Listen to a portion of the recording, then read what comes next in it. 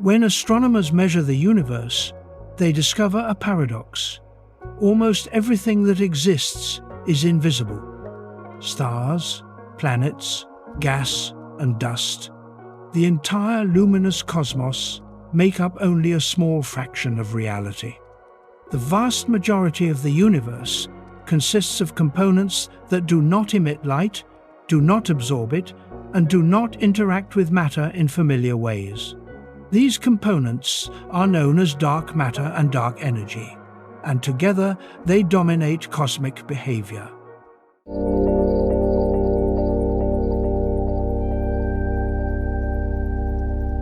This realization fundamentally alters the idea of what lies beyond the edge of reality.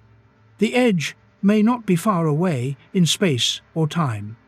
It may be embedded within the universe itself, shaping everything while remaining hidden from direct perception. Dark matter was inferred, not observed.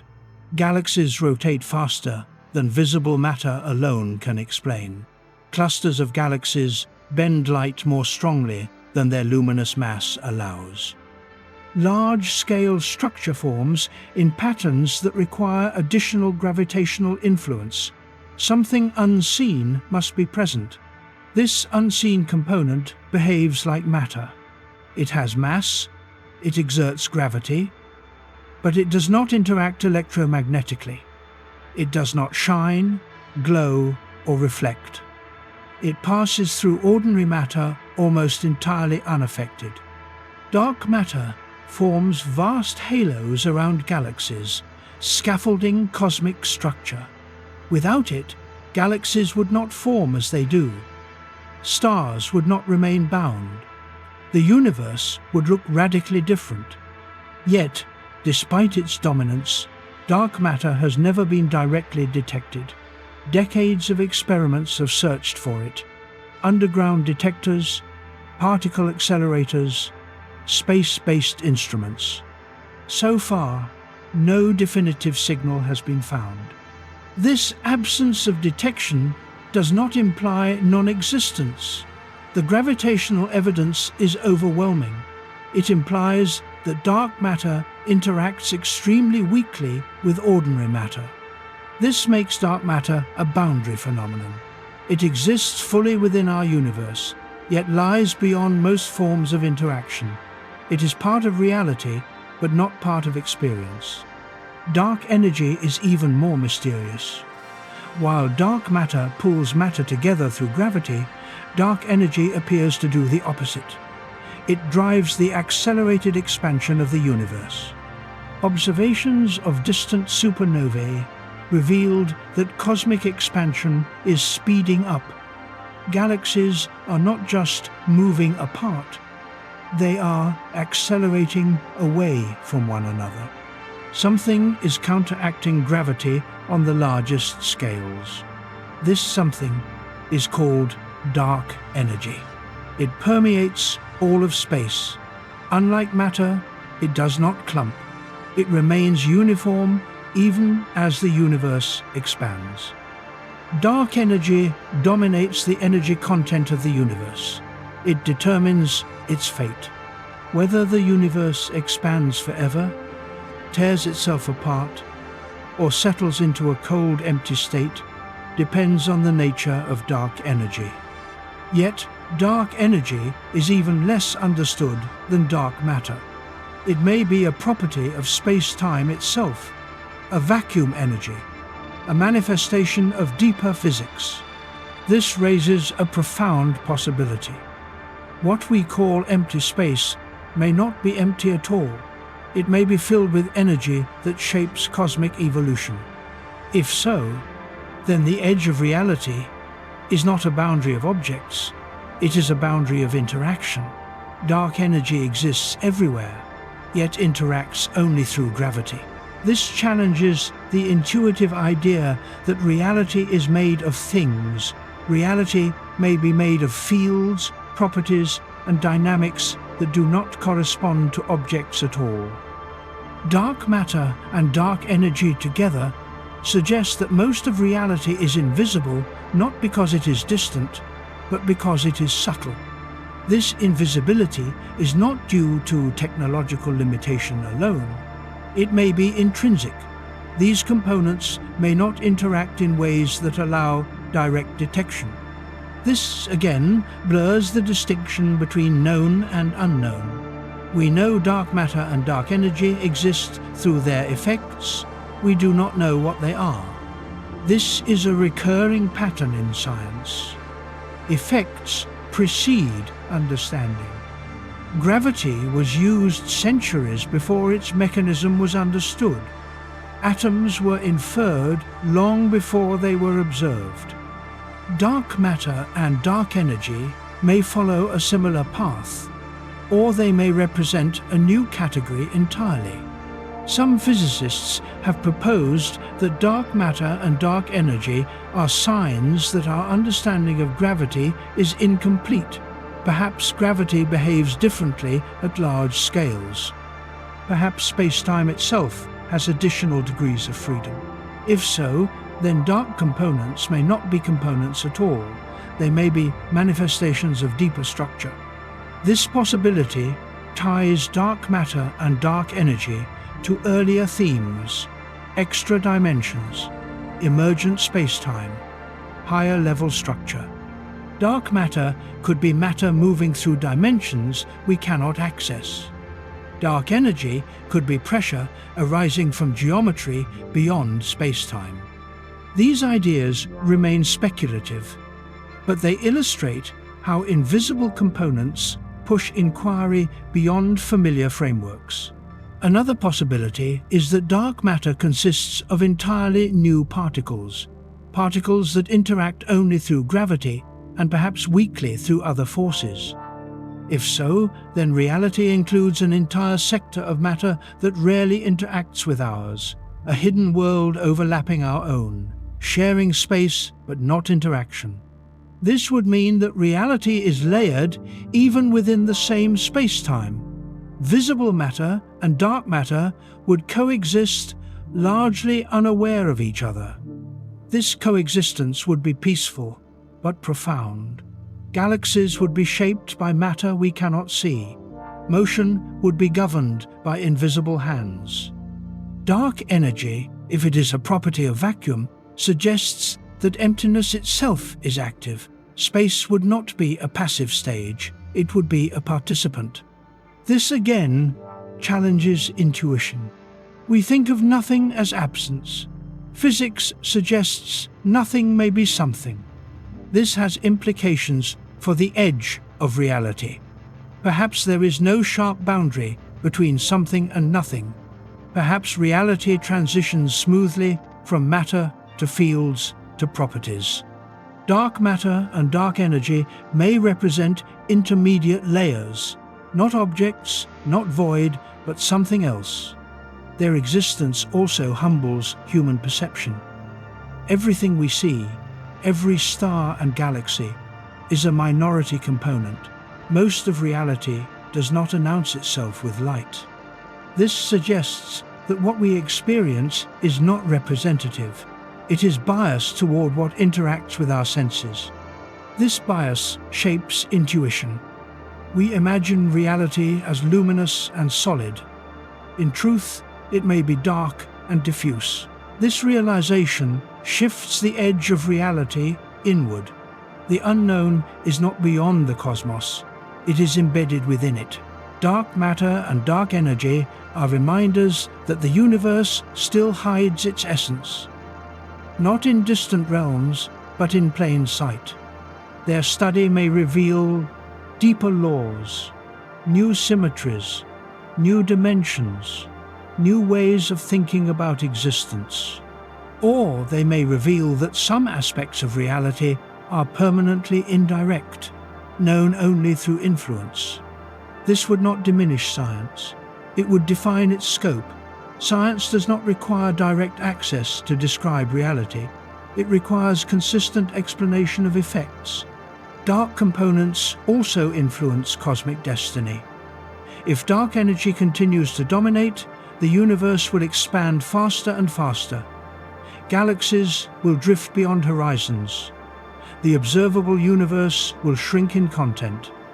In the far future, observers may see only their local galaxy group, unaware of the wider cosmos that once existed. This would make the edge of observable reality closer over time, not because reality shrinks, but because access fades. Dark energy thus creates a moving edge, one that advances inward. This introduces a poignant idea. Knowledge itself has a window. Certain truths are accessible only at certain times in cosmic history. We happen to exist during a period when the universe is observable. This is not guaranteed. It is contingent. Dark matter and dark energy therefore shape not only structure, but epistemology. They determine what can be known and when. This deepens the meaning of the edge of reality. It is not just spatial or temporal. It is informational. Beyond certain limits, information cannot be recovered.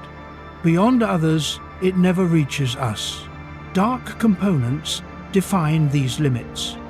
As research continues, dark matter and dark energy may turn out to be keys to deeper layers of reality. They may connect to quantum gravity, extra dimensions, or emergent spacetime. Or they may introduce entirely new principles. Either way, they show that reality is not exhausted by what we see. The visible universe is a surface phenomenon. Beneath it lies a vast, unseen structure that governs everything. The edge of reality, then, is not where the universe ends. It is where light stops telling the full story. As we move forward, the next step is to explore regions where even space-time itself breaks down. Places where gravity overwhelms, geometry and reality becomes extreme black holes. If dark matter and dark energy hide reality quietly, black holes hide it violently. Understanding them may reveal whether edges of reality can exist locally, not just cosmically. Cosmic voids are among the largest structures in the universe, yet they are defined by absence rather than presence. They are vast regions of space containing very little matter, few galaxies, and minimal radiation. At first glance, they appear empty, irrelevant, and uninteresting. In reality, they may be some of the most important environments for understanding what lies beyond the familiar layers of reality. Voids occupy most of the volume of the universe. Galaxies, clusters, and filaments form a web-like structure, and between these filaments lie enormous cavities stretching hundreds of millions of light-years across. These cavities are not completely empty, but they are close to it by cosmic standards. Because voids contain so little matter, they behave differently from dense regions. Gravity is weaker, interactions are rarer, cosmic evolution proceeds more slowly. In these regions, the universe approaches its most primitive and unstructured state. This makes voids natural laboratories for probing the foundations of reality. In dense regions, complexity hides simplicity. In voids, simplicity dominates. One of the most important features of voids is that they amplify the influence of dark energy. Where matter is sparse, the repulsive effect driving cosmic expansion becomes more apparent. Voids expand faster than denser regions, growing larger over time. This accelerated expansion stretches space inside voids, making them even emptier over billions of years.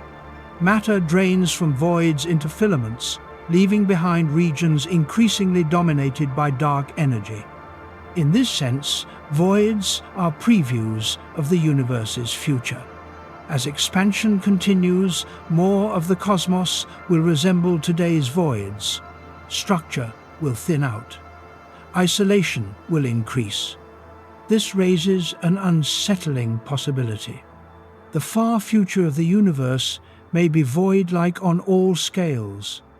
Galaxies isolated, stars burned out, space dominated by emptiness and expansion. In such a universe, reality would still exist, but interaction would be rare. Meaning, as defined by complexity and connection, would be difficult to sustain. Voids, therefore, represent not just spatial emptiness, but a potential endpoint of cosmic evolution. Yet voids are not entirely empty. Quantum fields still exist. Dark energy still permeates space. Space-time geometry still operates. Reality does not vanish when matter disappears. This highlights an important idea. Emptiness is not nothingness. The absence of objects does not imply the absence of reality. Voids may be closer to the baseline state of the universe than dense regions. Galaxies and stars may be local deviations from a more fundamental emptiness. This reverses intuition. Instead of seeing voids as holes in reality, we may see matter as an interruption in an otherwise sparse cosmos. This perspective aligns with quantum field theory. Even the vacuum is not empty. It seethes with fluctuations, virtual particles, and energy. Fields exist everywhere, even where particles do not. Cosmic voids may therefore be places where reality is closer to its ground state, not devoid of existence, but minimally structured. This makes voids ideal places to search for subtle deviations from known physics, modifications to gravity, effects of extra dimensions, variations in dark energy behavior. In dense regions, such effects are masked by complexity. In voids, they may become detectable. Some theories predict that gravity behaves differently in low-density environments. If gravity weakens or strengthens subtly in voids, it could signal physics beyond general relativity. This again suggests that the edge of reality is not a distant frontier. It may be found in the quietest regions of the universe. Voids also raise questions about observation. Most of what we know about the universe comes from luminous objects. Stars and galaxies tell stories through light. Voids tell stories through silence. Interpreting silence is harder. Absence of signal must be inferred indirectly. This makes voids epistemologically challenging. Yet this challenge mirrors the broader theme of hidden reality. Dark matter, dark energy, extra dimensions, and emergent space-time all operate largely through absence rather than presence. Voids are the spatial manifestation of this pattern. There is also a deeper philosophical implication. Humans associate meaning with presence. Something matters because it is there. Voids challenge this association. They matter because of what they lack. This forces a redefinition of significance. Reality is not only about objects. It is about structure, distribution, and dynamics. Voids shape how matter moves. They influence galaxy formation. They affect cosmic expansion. Their emptiness has consequences. This mirrors earlier insights. What is not there can matter as much as what is. Voids also challenge the idea of an edge. One might imagine that beyond the last galaxy lies nothing. Voids show that nothing is not beyond, it is everywhere. The universe does not end in emptiness. It is mostly empty already. This suggests that the edge of reality is not a transition from something to nothing, it is a transition from complexity to simplicity. Beyond the structured universe lies a simpler state, not absence, but minimal differentiation. This simplicity may be closer to the fundamental nature of reality.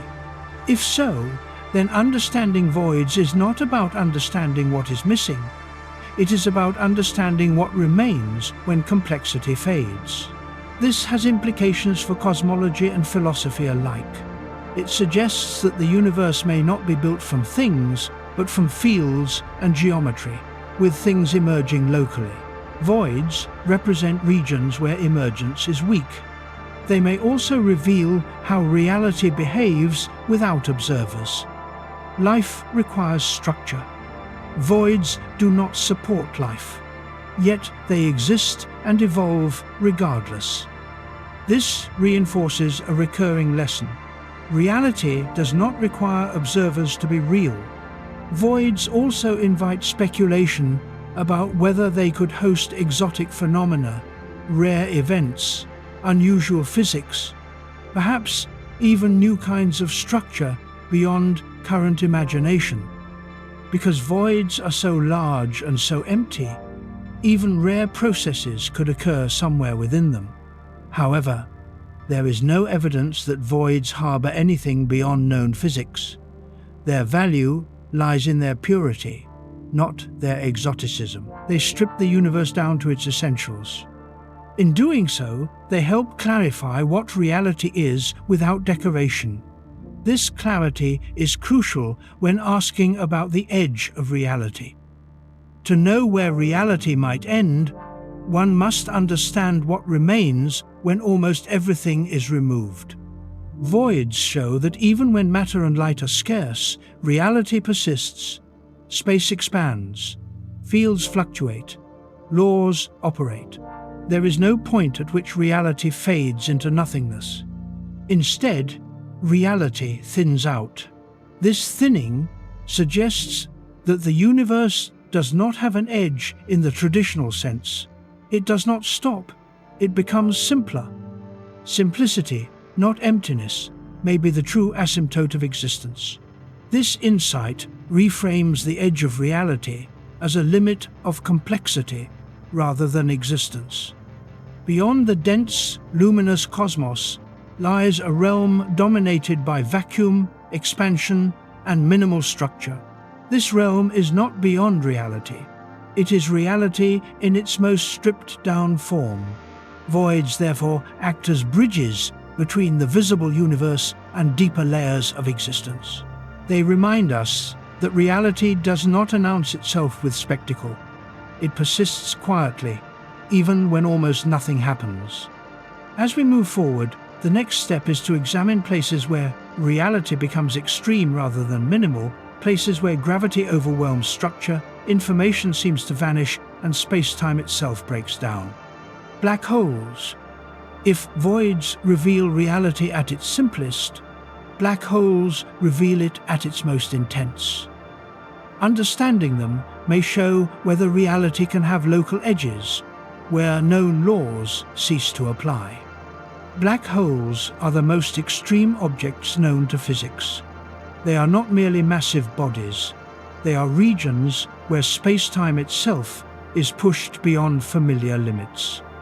Inside them, gravity becomes so intense that the normal structure of reality appears to collapse. For this reason, black holes are often described as local edges of reality, places where known laws stop working. A black hole forms when a large amount of mass is compressed into a small enough region. Gravity overwhelms all other forces. Matter collapses inward without limit, according to classical theory. At a certain point, an event horizon forms. This horizon marks a boundary that nothing can cross outward, not even light. The event horizon is not a physical surface. It is not made of matter. It is a boundary in space-time. Crossing it does not feel special locally. An object falling in would notice nothing unusual at the moment of crossing. Yet from the outside, the horizon represents an absolute limit. Once something passes the event horizon, it is causally disconnected from the rest of the universe. No signal from inside can ever reach an external observer. Information appears to vanish behind this boundary. This makes the event horizon a true one-way edge. not an observational horizon like the cosmic horizon, but a causal barrier enforced by geometry itself. Inside the horizon, all paths lead inward. Space-time is warped so strongly that moving forward in time means moving toward the center. The future points inward. Escape is not just difficult, it is impossible. This inversion of time and space already signals that reality behaves very differently near black holes.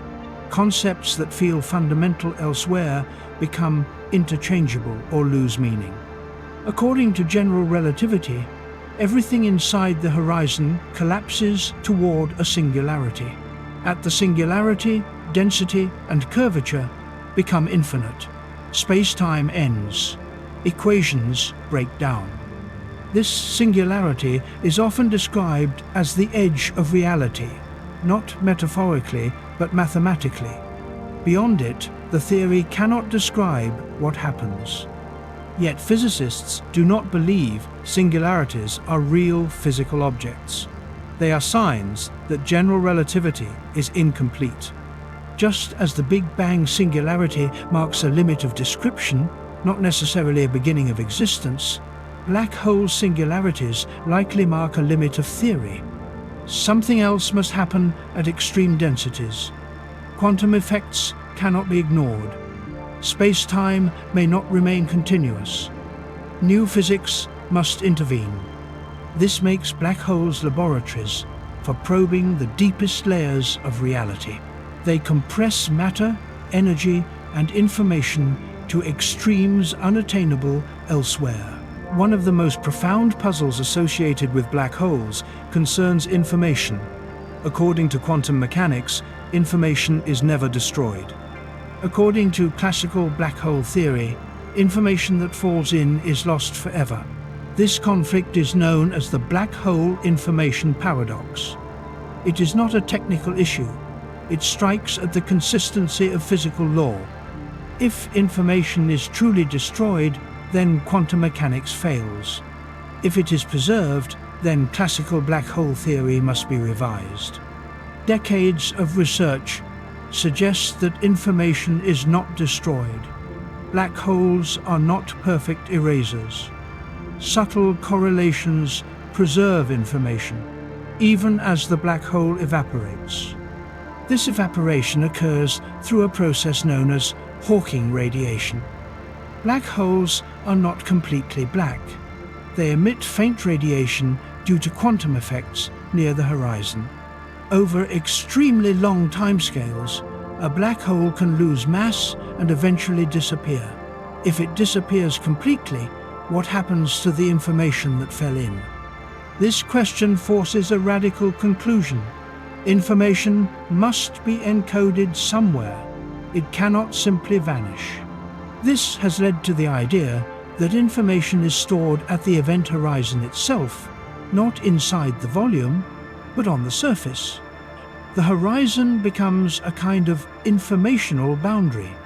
This idea reshapes the concept of inside and outside. What appears to be a three-dimensional volume may be fully described by a two-dimensional surface. This principle has implications far beyond black holes. It suggests that reality itself may be holographic, that higher dimensional volumes can be encoded on lower dimensional boundaries. If this is true, then the edge of reality takes on a new meaning. Edges may not mark endings. They may store information. Black holes therefore challenge the notion that edges are places where reality stops. Instead, edges may be places where reality is transformed. Inside a black hole, the fate of space-time remains unknown. Some theories suggest that space-time continues in some form. Others suggest that singularities are replaced by new phases of geometry. Some speculative ideas propose that black holes could be gateways to other regions of reality, not traversable tunnels, but transitions. Matter falling in could re-emerge elsewhere, transformed. There is no evidence for this. Such ideas remain speculative, but they illustrate how black holes force consideration of reality beyond known structure.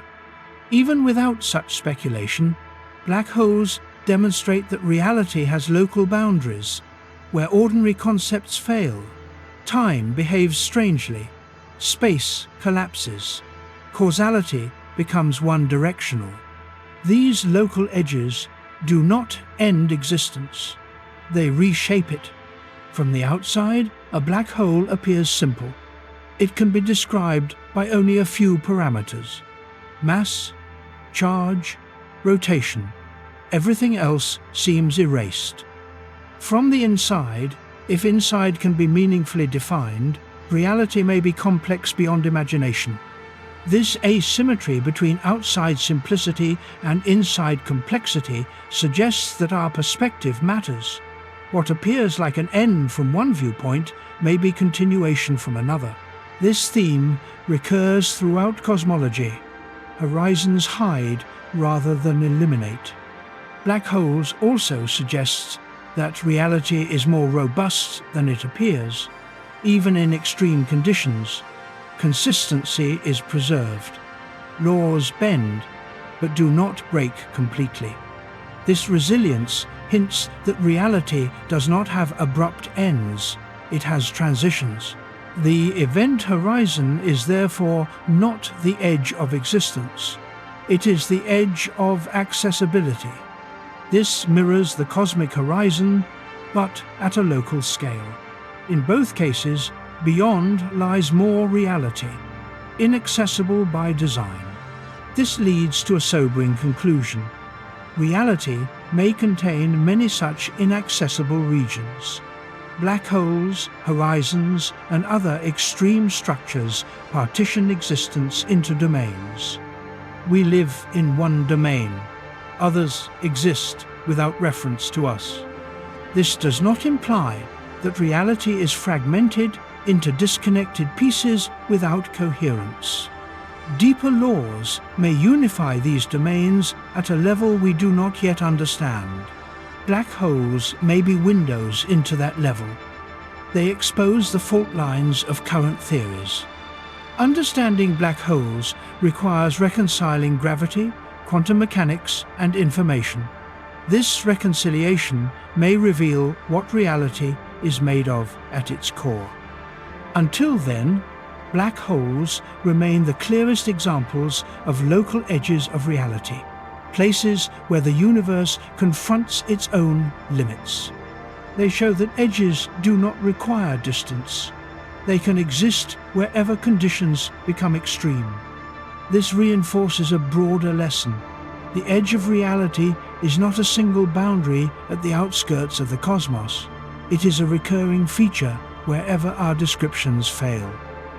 Yet failure of description does not imply absence of existence. It implies the need for deeper understanding.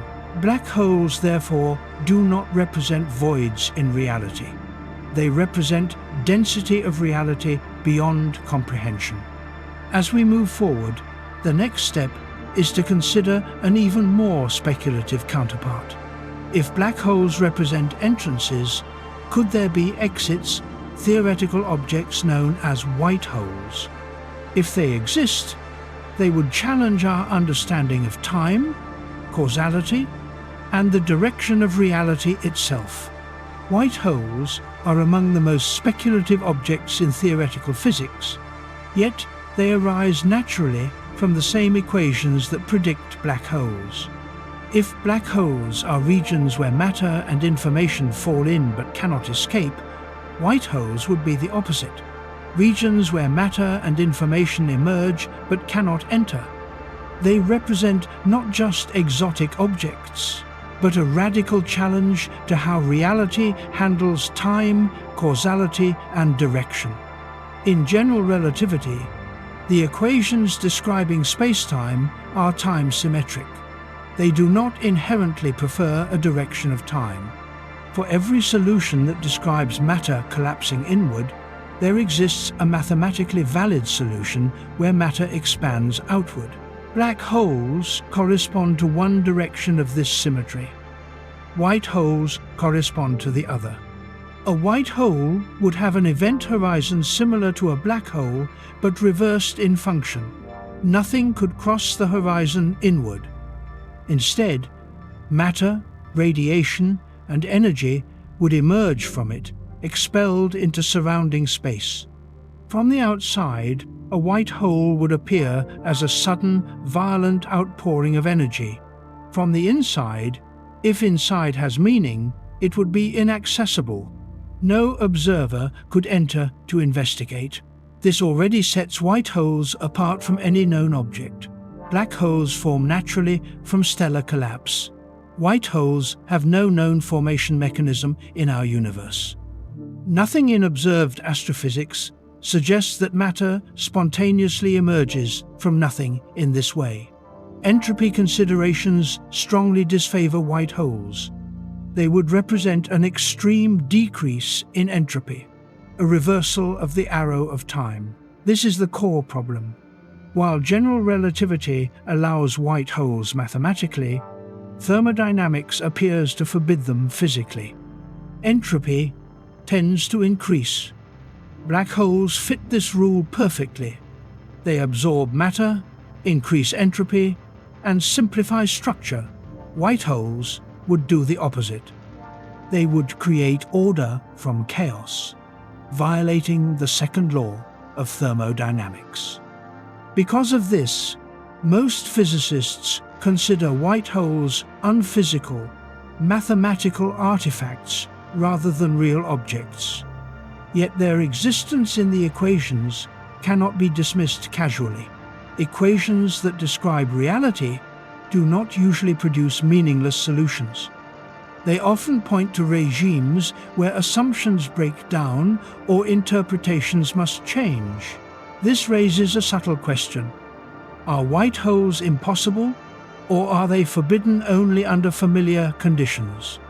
Some theories suggest that white holes could exist briefly, at extremely small scales or early cosmic times, where conventional thermodynamic reasoning may not apply in the same way. In quantum gravity, time symmetry may be restored at the deepest level. Entropy increase may emerge only at larger scales. If so, white hole-like phenomena could occur in restricted contexts. One such context is the Big Bang itself.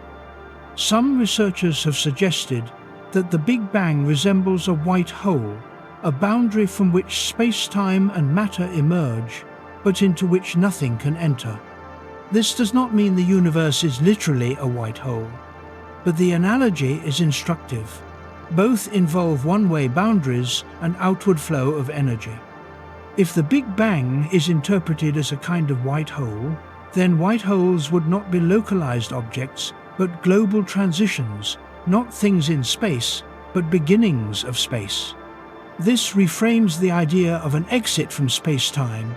Rather than matter escaping from a black hole into another region, space-time itself may emerge from deeper structure. Another speculative idea links black holes and white holes directly. In some models, a black hole could transition into a white hole after extremely long timescales. Matter falling into a black hole could eventually re-emerge, not in our future, but in a different temporal orientation. This would mean that black holes are not dead ends. They are delayed transitions. Information is not destroyed, but transformed and released.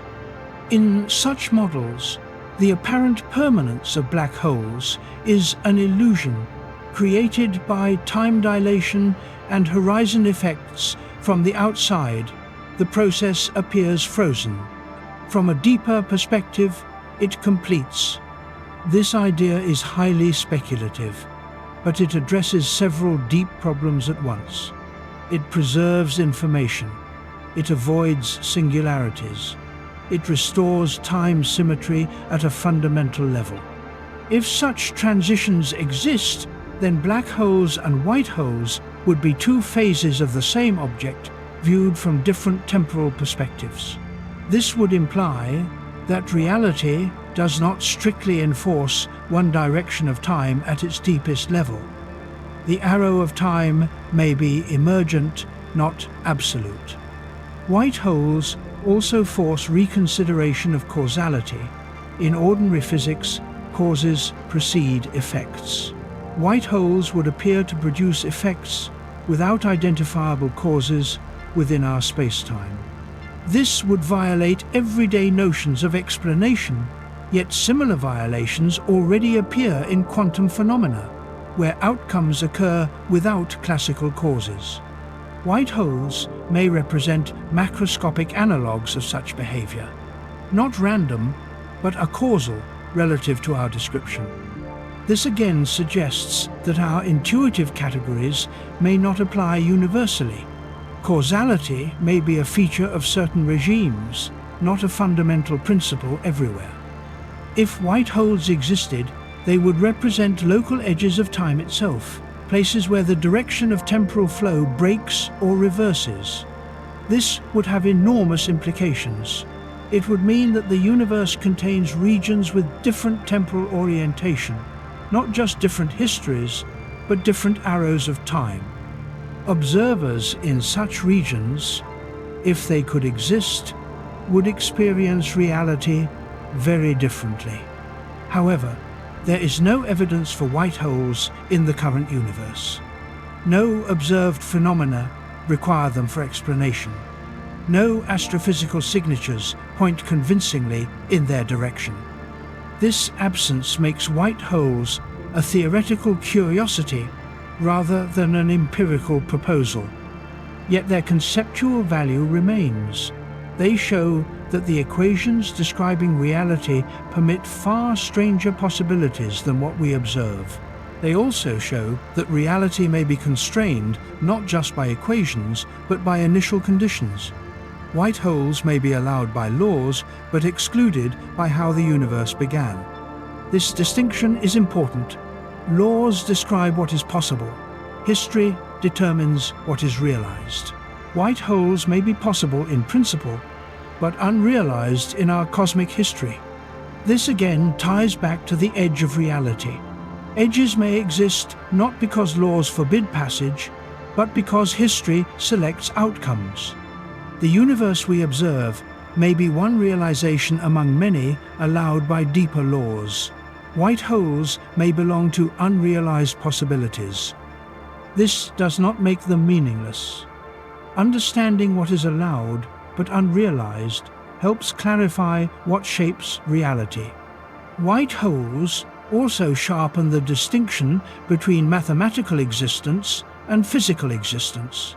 Not everything permitted by equations exists physically. This distinction applies to many speculative ideas: extra dimensions, multiverses, exotic particles. The challenge is determining which possibilities are realized. White holes sit at the extreme end of this spectrum. They are permitted by symmetry but disfavored by thermodynamics. This tension highlights the layered nature of physical law. Some principles operate more deeply than others. Symmetry may be deeper than entropy, or vice versa. Understanding which principles are fundamental remains an open question. White holes, therefore, occupy a liminal space. They are not observed. They may not exist. Yet they expose cracks in our understanding. They force us to ask why time flows one way, why entropy increases, why the universe selects certain solutions and not others. These are not abstract questions. They determine the structure of reality. Even if white holes never exist, the fact that the equations allow them suggests that reality could have been very different. This reinforces a humbling insight. The universe we inhabit is not the only one allowed by physical law. It is one shaped by particular initial conditions and constraints. The edge of reality, then, may not be about what is possible, but about what is realized. Beyond the realized universe lies a vast space of possibilities, some familiar, some bizarre, some fundamentally incompatible with experience. White holes inhabit that space. They mark the boundary between allowed and actual. They remind us that physics does not just describe what exists, it describes what could exist. And the difference between the two is where the deepest mysteries lie. As we continue, the next step is to move away from astrophysical objects and toward a more radical idea. The possibility that reality itself is not fundamentally physical in the traditional sense, but informational. That space, time, matter, and energy emerge from information processing. If this is true, then the edge of reality may not be spatial, temporal, or dimensional, but computational. The idea that reality may be a simulation is one of the most controversial and widely misunderstood proposals of the modern era. It is often treated as science fiction or philosophical provocation. Yet at its core lies a serious question rooted in physics, computation, and information theory.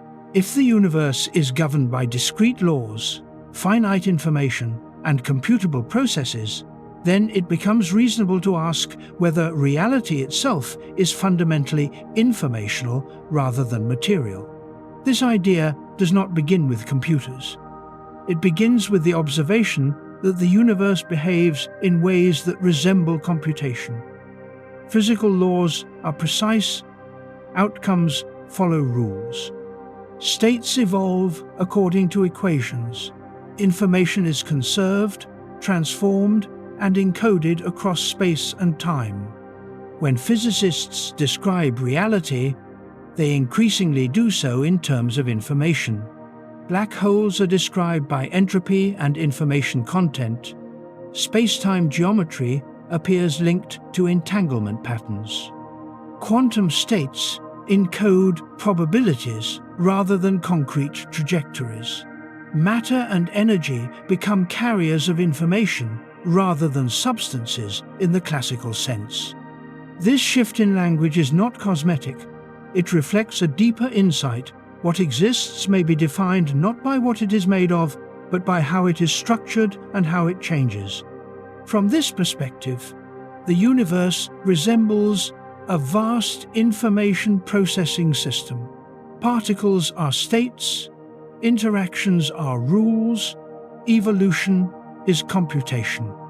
If this is true, then the question of what exists beyond the edge of reality becomes the question of what exists beyond the computation we inhabit. The simulation hypothesis proposes that our universe may be an artificial instantiation of such a computation, not metaphorically, but literally. Reality could be running on a substrate outside itself, governed by rules that produce the physics we observe. This idea sounds extraordinary, but its logic is simple. If conscious experience can arise from physical processes, and if those processes can be simulated, then simulated beings could experience reality indistinguishable from a base reality. In such a scenario, observers inside the simulation would perceive their environment as fundamental. The underlying computational structure would be inaccessible from within except through indirect effects. This mirrors earlier themes.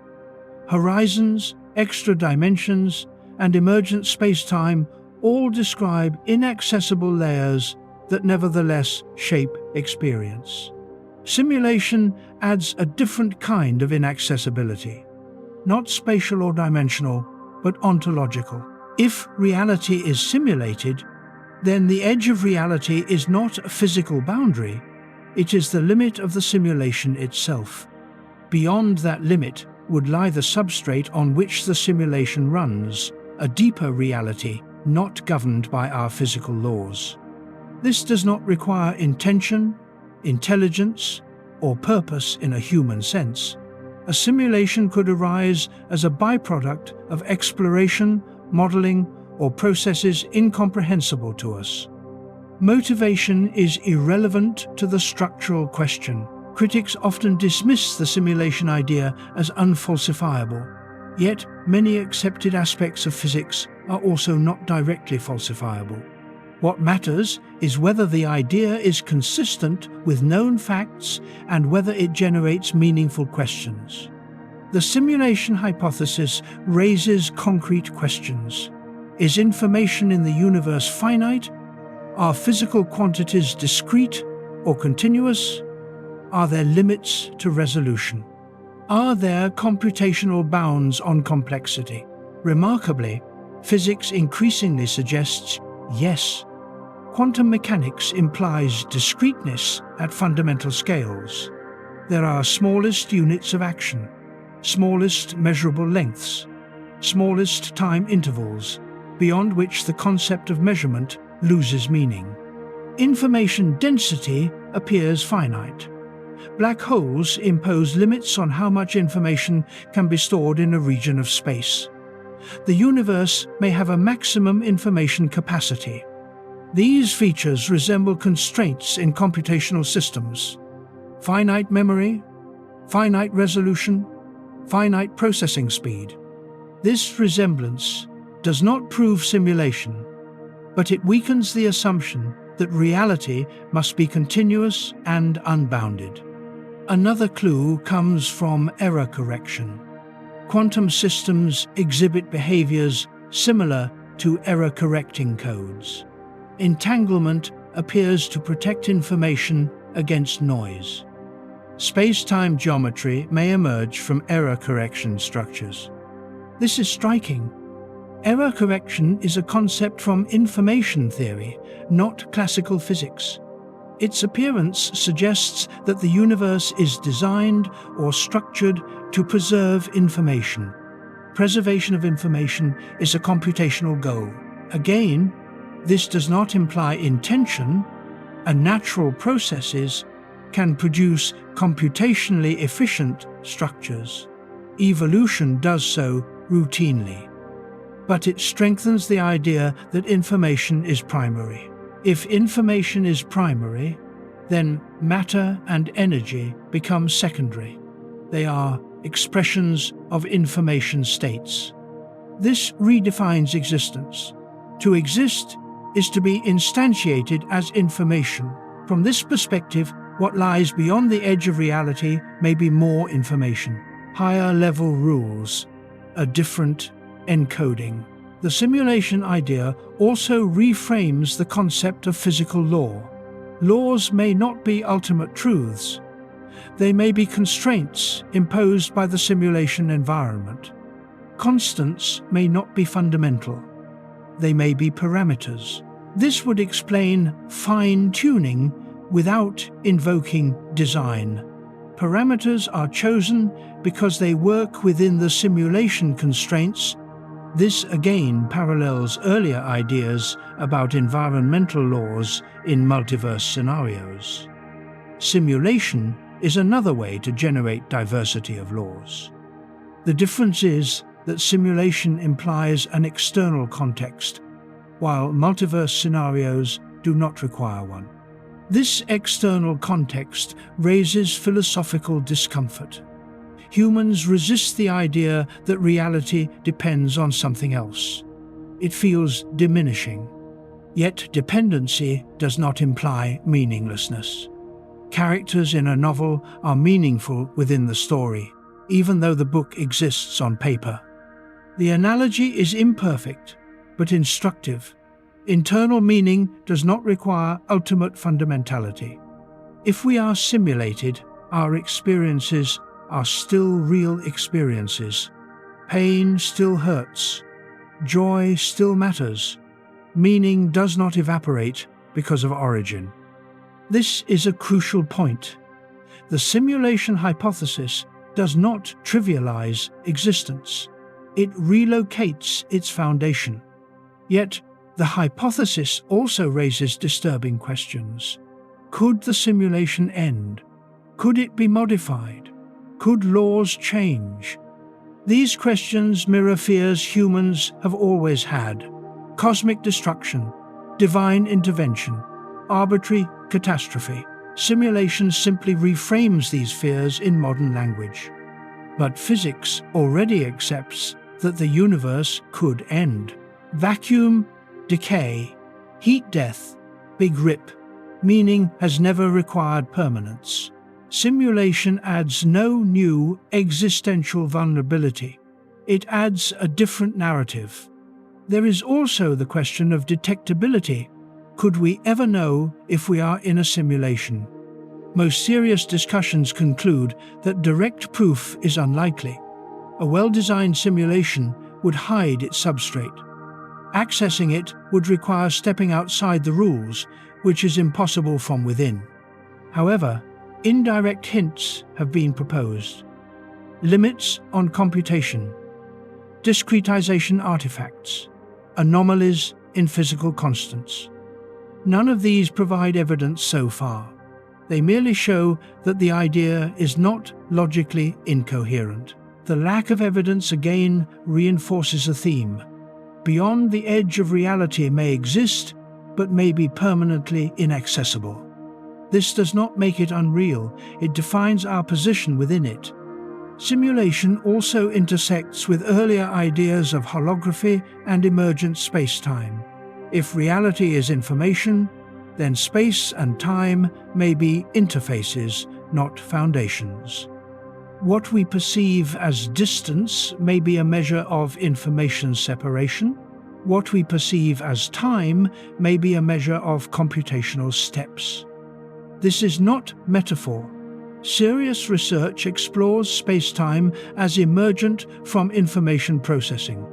If so, then simulation is not an external imposition. It is a description of what reality already is. The word simulation may mislead. It implies artificiality. A better word may be instantiation. Reality may be an instantiated information structure. Whether instantiated by a computer, a mathematical structure, or something else entirely may be irrelevant. This leads to a deeper idea. The universe may exist because it can exist, because it is consistent, because it is computationally stable. This is similar to mathematical realism. Structures exist because they are self-consistent. Physical reality would then be one such structure experienced from within. This view removes the need for external agents entirely.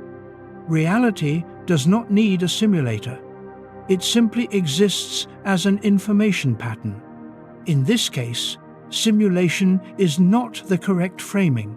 Existence itself is informational. The edge of reality would then be the edge of that structure. Not spatial, not temporal, but structural. Beyond it would lie other structures, other consistent realities, not connected, not interacting. This converges with multiverse ideas, but grounded in information rather than space. It also converges with timeless views of reality. Information structures do not require time to exist. Time emerges when structures are experienced sequentially. From this perspective, asking what exists beyond the edge of reality becomes a question about what structures exist beyond the one we inhabit. This question may be unanswerable from within. Just as a character in a book cannot read the pages outside their story, yet the existence of other pages does not invalidate the story. This brings us back to meaning. Humans fear that discovering deeper layers will drain meaning from existence. History shows the opposite. Each expansion of perspective enriches meaning. Knowing that Earth orbits the Sun did not make life meaningless. Knowing that the galaxy is not central did not erase value. Knowing that the universe may be part of something larger would not either. Meaning arises locally, from relationships, memory, and experience. Foundations do not determine significance. The simulation hypothesis, at its best, is not a claim about deception. It is a claim about structure. It suggests that what we call reality may be one level in a hierarchy of descriptions. This hierarchy may not end, or it may terminate in something utterly abstract. Either way, the edge of reality recedes. And that may be the central lesson. No matter how deep we probe, reality may always extend beyond our current framework. Not because it hides from us, but because understanding is layered. The simulation idea is one more layer. It may be wrong, it may be incomplete, it may be replaced, but it serves a purpose. It forces us to detach reality from intuition, to accept that existence may not resemble experience. This acceptance is not resignation, it is intellectual maturity. The edge of reality, then, is not a place where inquiry stops. It is a place where humility begins. As we continue, the next step is to move even deeper, beyond simulation, beyond information, toward the most abstract proposal of all, that reality itself is mathematical. Not described by mathematics, but identical to it. If this is true, then existence is structure, and the universe is one expression among countless others. This leads us to the idea of mathematical universes, and the possibility that reality at its deepest level is equation rather than substance. The idea that reality is fundamentally mathematical is one of the most abstract and unsettling proposals ever seriously considered. It does not claim that mathematics describes reality. It claims that mathematics is reality. That physical existence and mathematical structure are not separate things, but the same thing viewed from different perspectives. This idea arises from a simple but persistent observation. The universe obeys mathematics with extraordinary precision. Physical laws are written as equations, and those equations work across vast scales of space and time. They are not approximate metaphors, they are exact. This raises a question that has no easy answer. Why should abstract symbols invented by human minds map so perfectly onto the behavior of the universe? Why should reality care about equations? One answer is pragmatic. Mathematics works because it was shaped to work. Humans keep the equations that succeed and discard the ones that fail. But this does not fully explain the depth of the correspondence. Mathematics often predicts phenomena before they are observed, sometimes decades in advance. This suggests that mathematics is not merely a language. It may be the underlying structure of reality itself. The mathematical universe idea proposes that every mathematically consistent structure exists physically, not metaphorically, but literally. Physical existence is just one way mathematical structures are instantiated. In this view, our universe is a particular mathematical structure with properties that allow observers to exist within it. Other mathematical structures also exist, but most do not support observers. This reframes the question of why the universe has the laws it does. The answer becomes not because they were chosen, but because this is the structure we inhabit. This is similar to the multiverse idea, but more radical. Instead of many universes with different laws, there are infinitely many mathematical structures, each corresponding to a universe. Existence becomes a matter of consistency. If a structure is mathematically self-consistent, it exists. This eliminates the need for a creator, simulator, or external cause. Nothing selects which universes exist. All consistent ones do. This idea is deeply counterintuitive because humans associate existence with physicality, objects, matter, energy. Mathematical existence feels abstract and unreal. Yet physics has repeatedly shown that what feels abstract often turns out to be fundamental. Fields replaced particles. Space-time replaced absolute space and time. Information may replace matter. Mathematics may be the final replacement. If reality is mathematical, then what we call physical properties are internal relations within a structure. Mass, charge, and motion are not substances. They are relational quantities defined by equations. Observers are not outside the structure.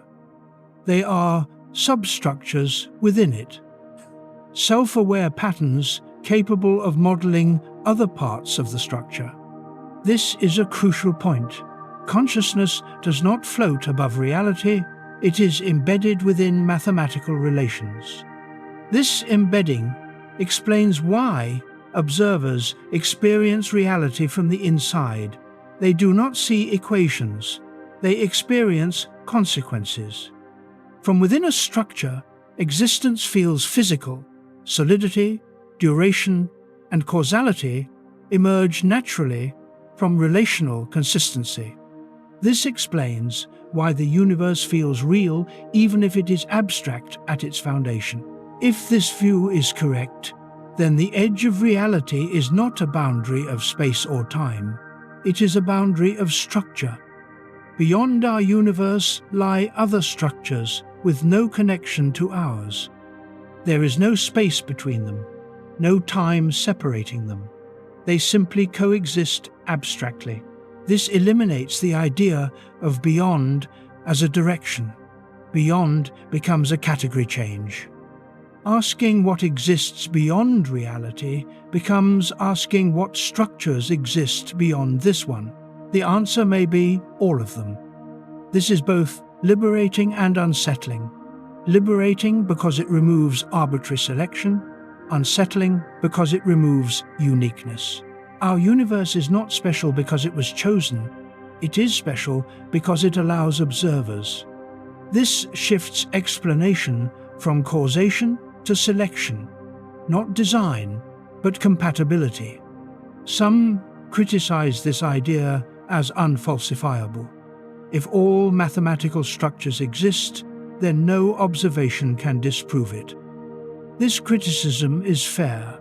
The idea does not make testable predictions beyond those already made by existing physics. Yet science has always included untestable foundations. The assumption that the universe is governed by consistent laws is itself untestable. It is a working principle. The mathematical universe idea proposes a deeper working principle. Consistency equals existence. Whether this principle is true cannot be confirmed from within any single structure. Observers cannot step outside all structures to verify it. Yet its value lies in explanatory power. It explains why mathematics works. It explains fine-tuning. It explains why reality feels law-like rather than chaotic. It also explains why the universe does not need an external cause. Existence is not triggered. It is static. This idea aligns naturally with timeless views of reality. Mathematical structures do not evolve. They simply are. Time exists only within structures that contain time-like relations. Our universe contains such relations, so we experience time. Other structures may not. They may be timeless or static in ways no observer could inhabit. This suggests that existence is vast, but experience is rare. Observers require specific structures: stability, complexity, memory, causality. Most mathematical structures do not support these features. This explains why the universe we observe is highly ordered. Only ordered structures support observers. This is not a coincidence. It is a selection effect. This again reframes the edge of reality. Reality does not end where observation ends. Observation exists only where structure allows it. Beyond our reality lies an immense abstract landscape, not of places, but of possibilities. This landscape is not spatial. It does not expand.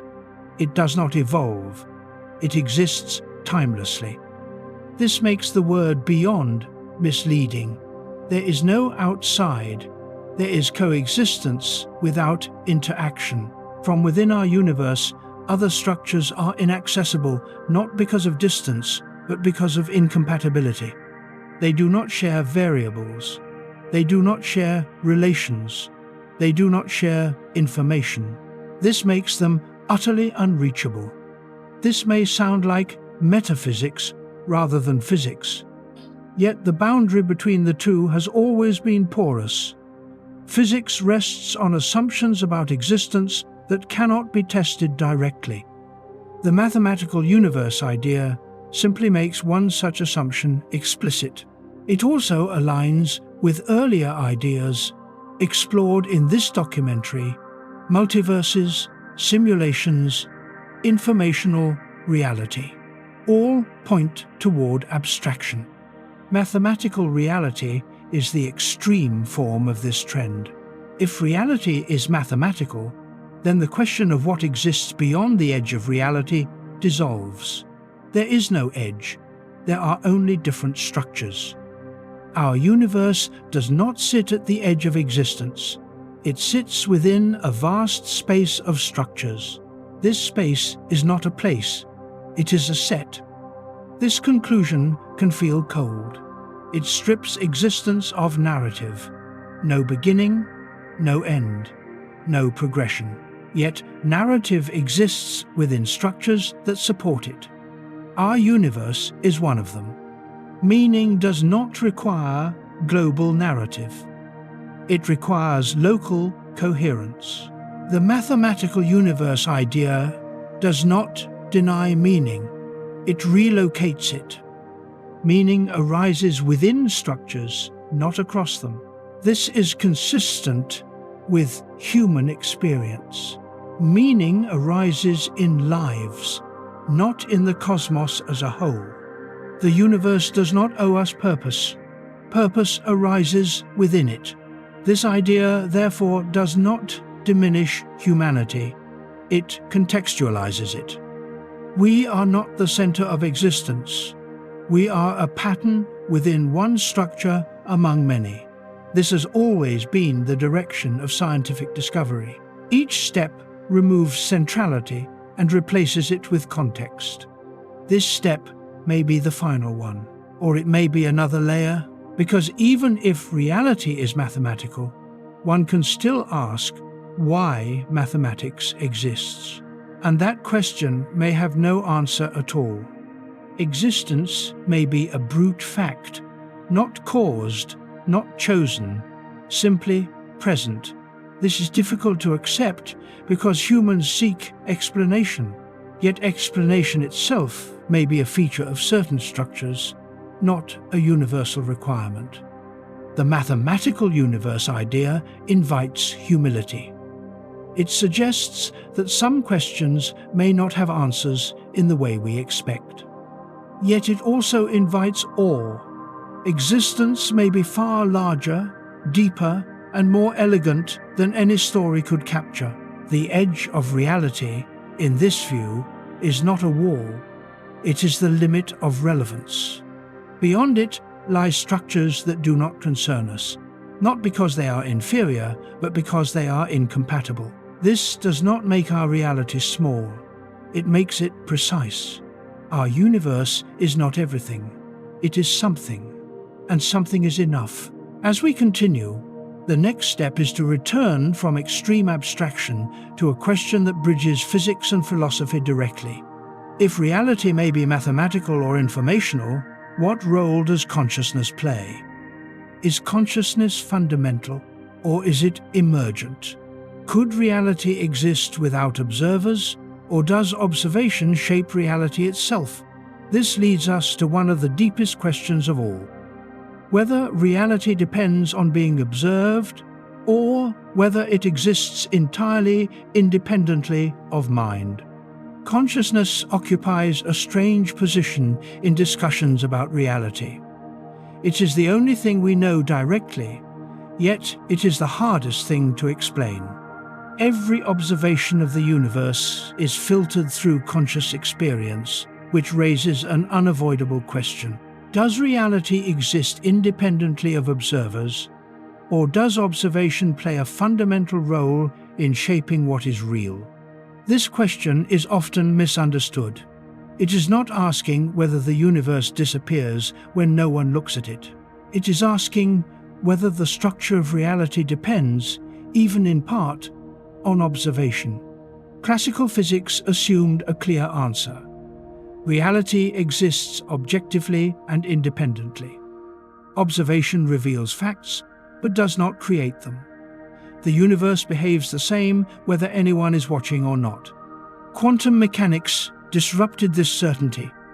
At microscopic scales, the act of measurement appears to influence outcomes. Particles exist in superpositions of states until measured. Observation seems to select a definite result from many possibilities. This has led to widespread confusion. Popular accounts often claim that consciousness creates reality. This is not what quantum mechanics says. It says that interaction with a measuring system causes outcomes to become definite. Whether consciousness is required for this process remains deeply debated. Some interpretations treat observers as irrelevant. Measurement is just interaction. Consciousness plays no special role. Reality evolves according to equations, regardless of who is watching. Other interpretations give observation a more central role. They suggest that reality does not fully crystallize until it is observed. In this view, the universe exists in a kind of limbo, with properties undefined until measurement occurs. This ambiguity has fueled philosophical speculation for decades, yet no experiment has conclusively shown that consciousness itself alters physical outcomes. What matters is interaction, not awareness. This suggests that reality does not depend on mind in a direct causal sense. The universe existed long before conscious observers emerged. Stars formed, galaxies evolved, and physical laws operated for billions of years without witnesses. This historical fact strongly supports the idea that reality exists independently of observation. Yet independence does not mean irrelevance. Observation still matters in another sense. While reality may exist independently, experienced reality does not. What we call reality in daily life is a constructed model. The brain interprets sensory data, fills gaps, imposes structure, and creates a coherent world. Color, solidity, continuity, these are not properties of the external world alone. They are joint products of reality and perception.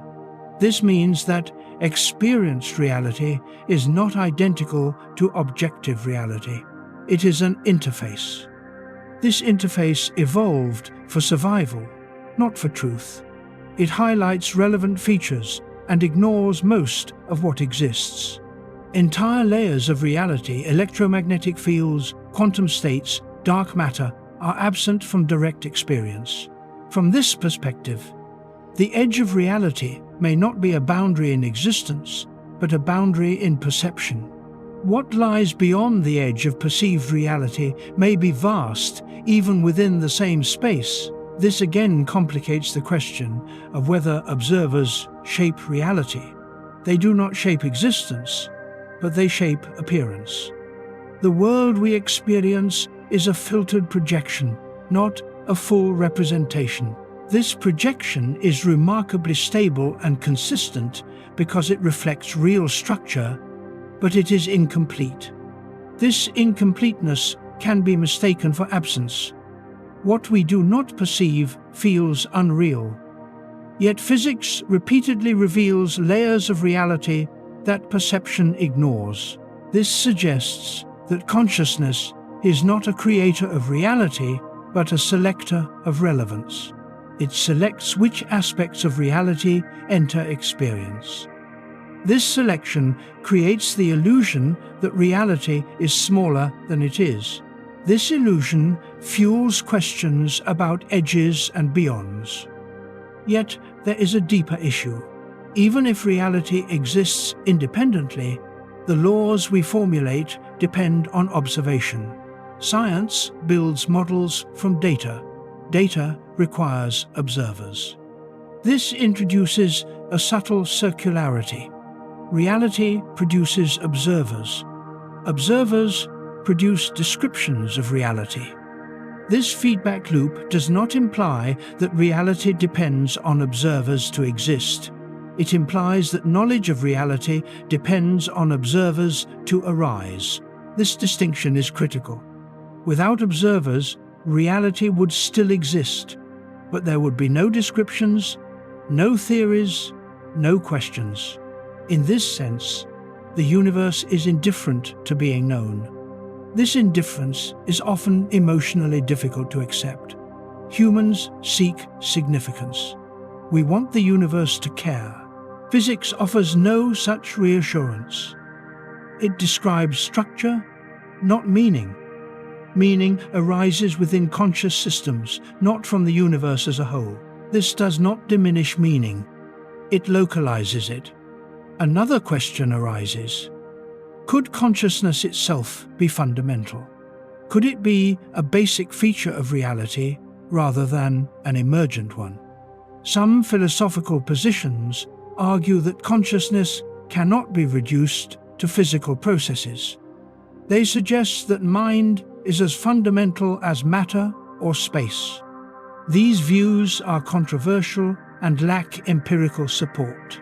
Neuroscience has made substantial progress explaining consciousness as an emergent phenomenon arising from complex information processing in brains. Damage the brain, and consciousness changes, alter neural activity, and experience shifts. This strongly suggests that consciousness depends on physical structure. This dependence makes it unlikely that consciousness is a fundamental ingredient of reality. Yet the hard problem remains. Why does physical processing give rise to experience at all? Why is there something it is like to be a system? This question may not have a scientific answer in the usual sense. It may be a boundary question, similar to asking why mathematics exists. Consciousness may be an emergent fact that cannot be further reduced. This again mirrors earlier themes. Reality may have layers that are irreducible. If consciousness is emergent, then it does not define reality. It is defined by reality. This supports the view that reality does not require observers, yet observers require reality. This asymmetry matters. It implies that beyond the edge of observed reality lies more existence, whether or not it is ever experienced. The universe is not a stage built for minds. Minds are actors that arise on a stage not designed for them. This realization has consequences for how we think about significance. Significance is not cosmic, it is local. Our lives matter because they matter to us and to others, not because the universe notices. This is not nihilism, it is realism. It also reframes fear. Discovering that reality is larger than experience does not erase value. It removes illusions of centrality. This removal has happened before. Humans are not at the center of the cosmos. The Earth is not the center of the solar system. Consciousness may not be the center of reality. Each realization felt threatening. None destroyed meaning. Instead, meaning adapted. The role of consciousness, then, is not to define reality, but to navigate it. Consciousness is a tool evolved to manage complexity. It creates models, predicts outcomes, and assigns value. These models are partial. They work within certain domains. Beyond those domains, they fail. This is why questions about the edge of reality feel unsettling. They push beyond the domain where intuition evolved to function. Yet, pushing beyond intuition is precisely what science does. Science does not require comfort. It requires consistency. The consistent picture that emerges is that reality exists independently of observers, but observers experience only a fraction of it. This fraction feels complete because it is sufficient for survival. Completeness is an illusion born of adequacy. This illusion dissolves under inquiry. What lies beyond the edge of perceived reality is not emptiness. It is structure beyond relevance. This does not make it unimportant, it makes it unrelated. From the universe's perspective, there is no inside or outside. There is only existence. From our perspective, there is relevance and irrelevance. The edge of reality, then, is not a universal boundary. It is a personal one. Each observer carries their own horizon of understanding, shaped by biology, culture, and tools. As tools improve, horizons expand, yet they never vanish entirely. There will always be aspects of reality beyond experience. This is not a failure. It is a feature of finite systems embedded in larger ones. Consciousness is finite. Reality may not be. This asymmetry ensures that mystery persists. And mystery is not ignorance. It is recognition of scale. The universe is not obligated to be fully intelligible to creatures within it, yet partial intelligibility is extraordinary enough. We can understand stars, atoms, fields, and laws. We can infer dimensions we cannot see and epochs we did not witness. This capacity is remarkable. It suggests that while consciousness does not define reality, it can glimpse it. Those glimpses expand what we consider real. This brings us to the next question. If consciousness does not define reality, but interacts with it, what are the limits of interaction? Are there layers of reality forever beyond any possible observation or interaction? Not just beyond current technology, but beyond principle. This leads us to the concept of hidden layers of existence, domains that may exist but can never be accessed, detected, or influenced. Understanding these limits may be the final step in understanding what the edge of reality truly means. The limits of human senses are often mistaken for limits of reality itself. What we can see, hear, and feel feels complete because experience feels complete.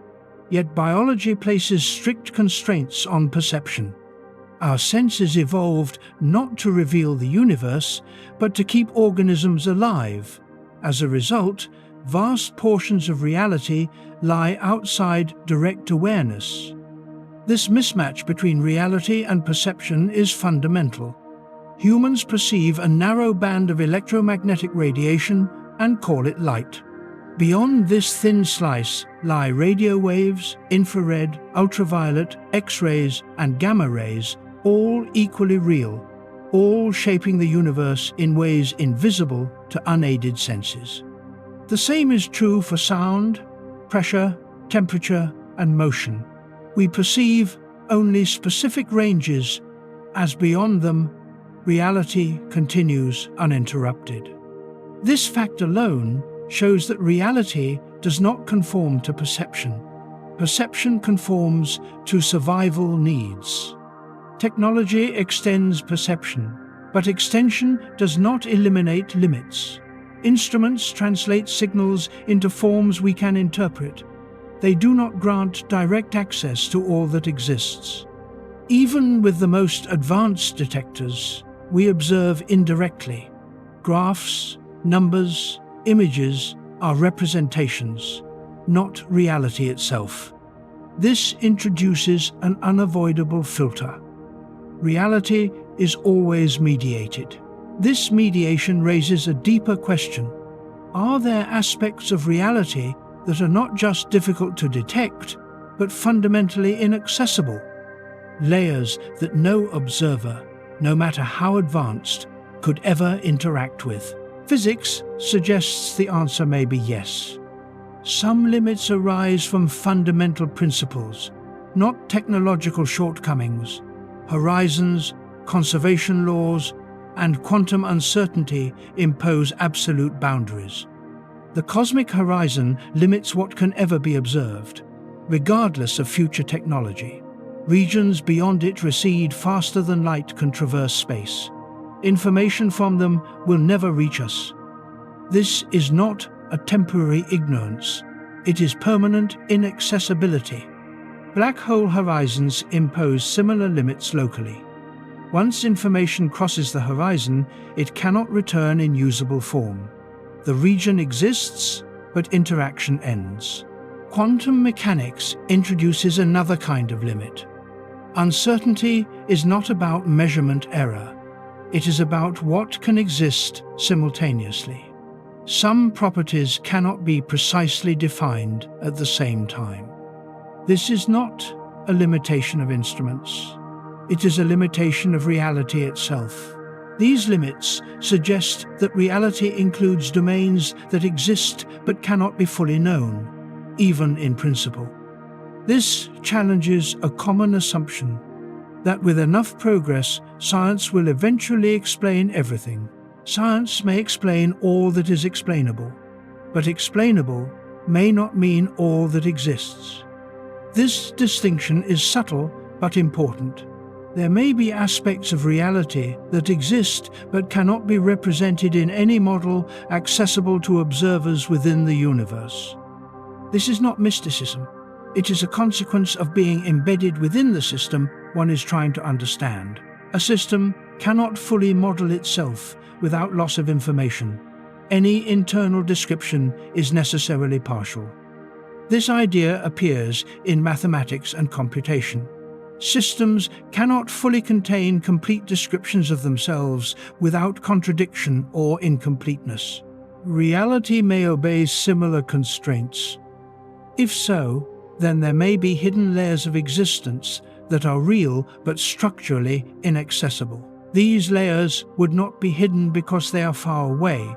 They would be hidden because interaction with them would violate consistency. For example, extra dimensions may exist but be compactified in such a way that no particle can enter them, not because of energy limits alone, but because of boundary conditions that forbid interaction. Or there may be fields that do not couple to any known interaction. They would exist but leave no trace. Some physicists call such possibilities dark sectors, not dark because they are mysterious, but because they do not interact with light or known forces. These sectors could be vast, entire layers of reality overlapping our own space-time, sharing location but not interaction. This again dissolves the idea that beyond means elsewhere. Beyond may mean orthogonal. This also reframes the idea of emptiness. What appears empty may be full of structure we cannot access. This possibility is not speculation without grounding. Dark matter already demonstrates that significant components of reality interact only gravitationally. Others may interact not at all. This raises an uncomfortable possibility. There may be realities within reality that are forever beyond confirmation or denial. Science traditionally distinguishes between the unknown and the unknowable. The unknowable is often dismissed as irrelevant. Yet existence does not require knowability. Something can exist even if it cannot be known. This challenges the scope of science. Science describes the accessible structure of reality. It does not necessarily describe all of reality. This is not a failure of science. It is a definition of its domain.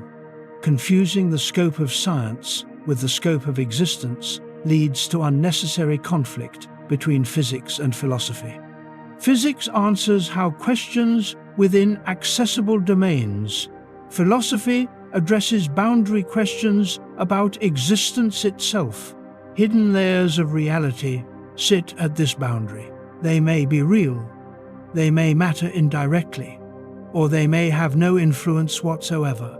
The universe does not promise relevance. This idea also reshapes existential anxiety. Some fear that if reality contains unreachable layers, human knowledge is meaningless. This fear misunderstands meaning. If knowledge does not require completeness to be valuable, partial understanding is still understanding. We understand enough to build civilizations, explore space, and reflect on existence.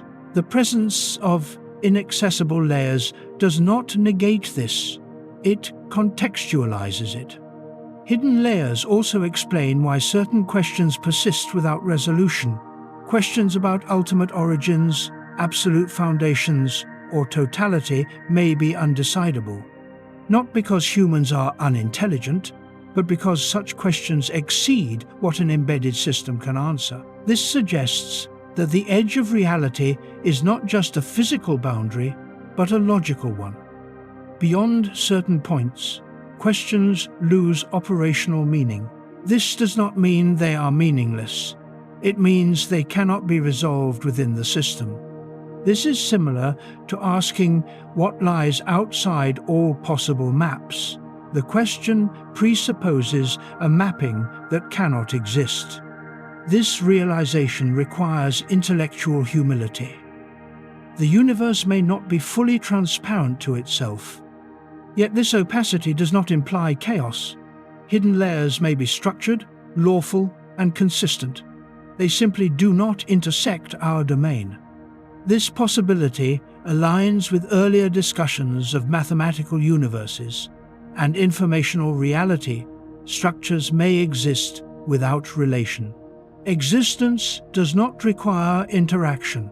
This is difficult for humans to accept because interaction defines experience.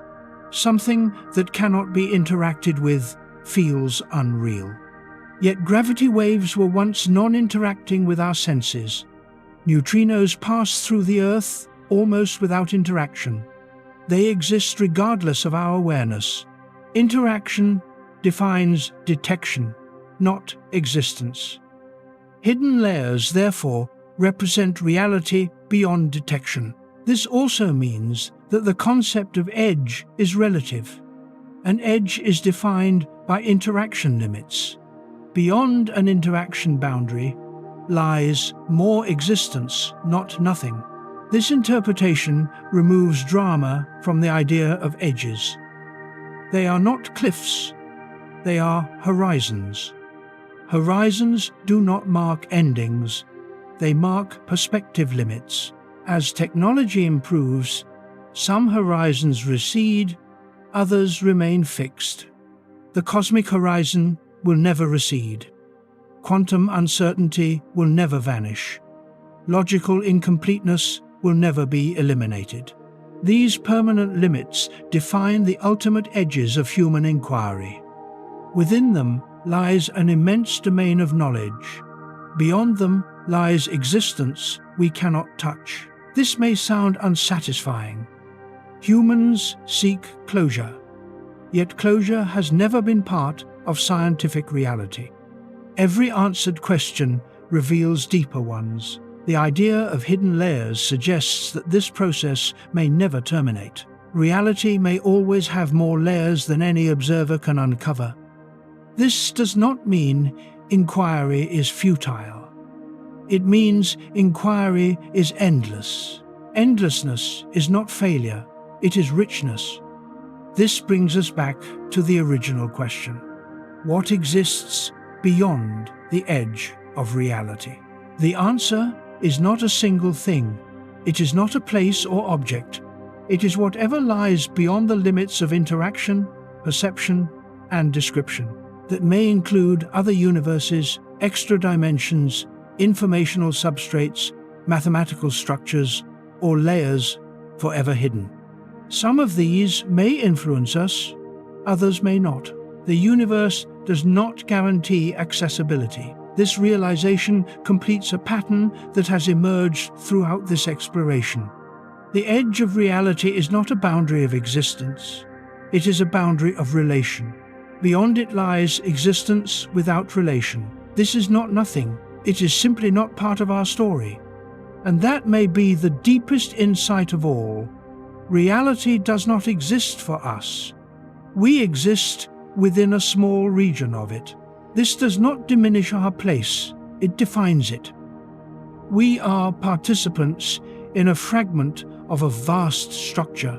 Understanding that fragment deeply is already an extraordinary achievement. Seeking to understand beyond it is a noble ambition. Accepting that some beyonds may remain forever beyond is wisdom. As we move forward, the next step is to confront the most fundamental question that emerges from all of this. If there are limits to observation, interaction, and description, then is there a final edge at all? Or is reality inherently unbounded, with edges appearing only relative to observers? This leads us to the question of whether reality ends or whether it simply transforms endlessly, without a final boundary. That question brings us to the next outline. Quantum reality represents the deepest layer of physics that has been experimentally confirmed, and it radically alters how existence behaves. At this scale, reality no longer resembles objects moving through space and time in predictable ways. Instead, it becomes probabilistic, relational, and deeply non-intuitive. If there is an edge of reality, quantum mechanics suggests it is not a wall, but a change in the rules of existence itself. In classical reality, objects have definite properties. A particle has a position, a speed, and a trajectory. Whether or not anyone looks at it, cause leads to effect in a clear sequence. The universe behaves like a machine. Quantum reality breaks this picture completely.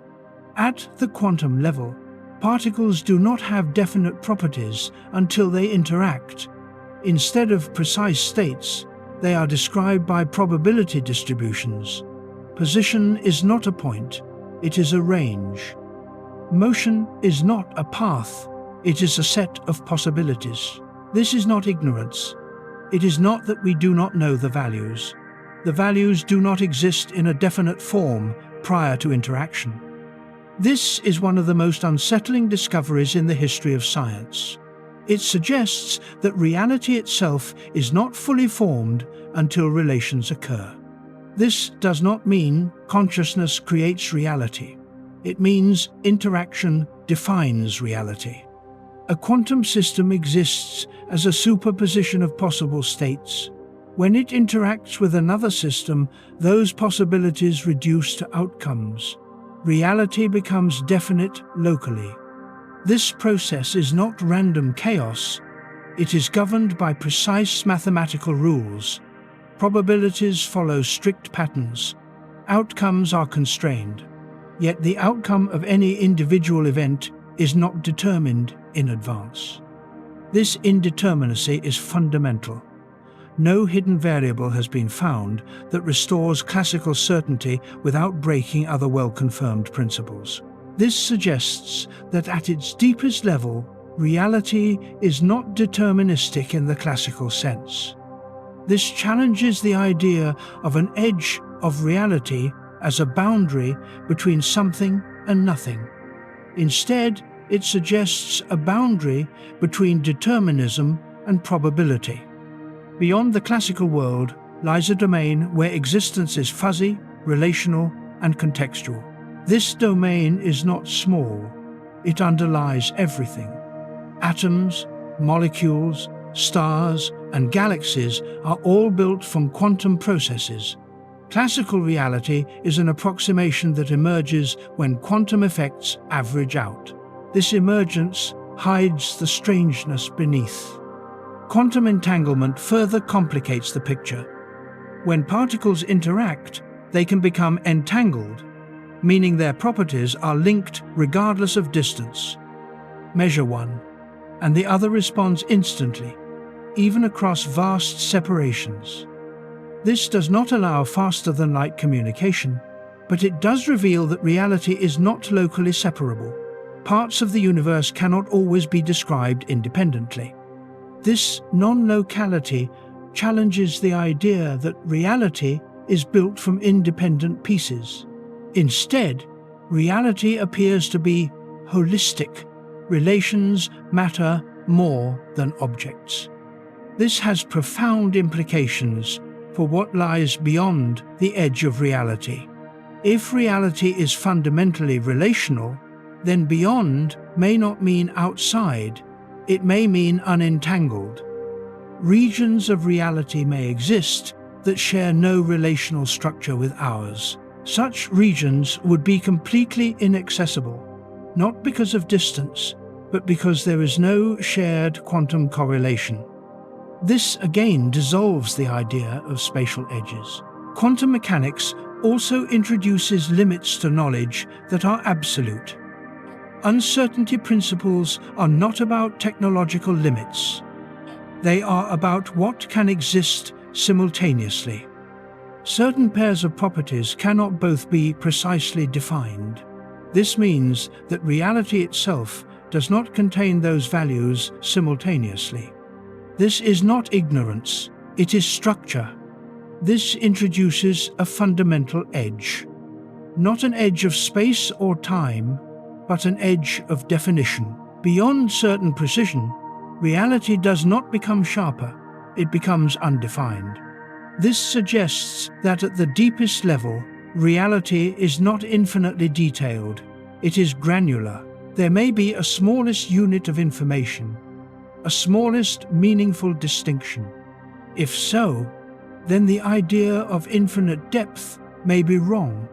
Reality may bottom out, not in substance, but in resolution. This would mean that beyond a certain scale, asking further questions does not reveal new structure. It reveals the limits of structure. This again reframes the edge of reality. The edge may be the point where questions stop making sense. Quantum field theory adds another layer. Particles are not fundamental objects.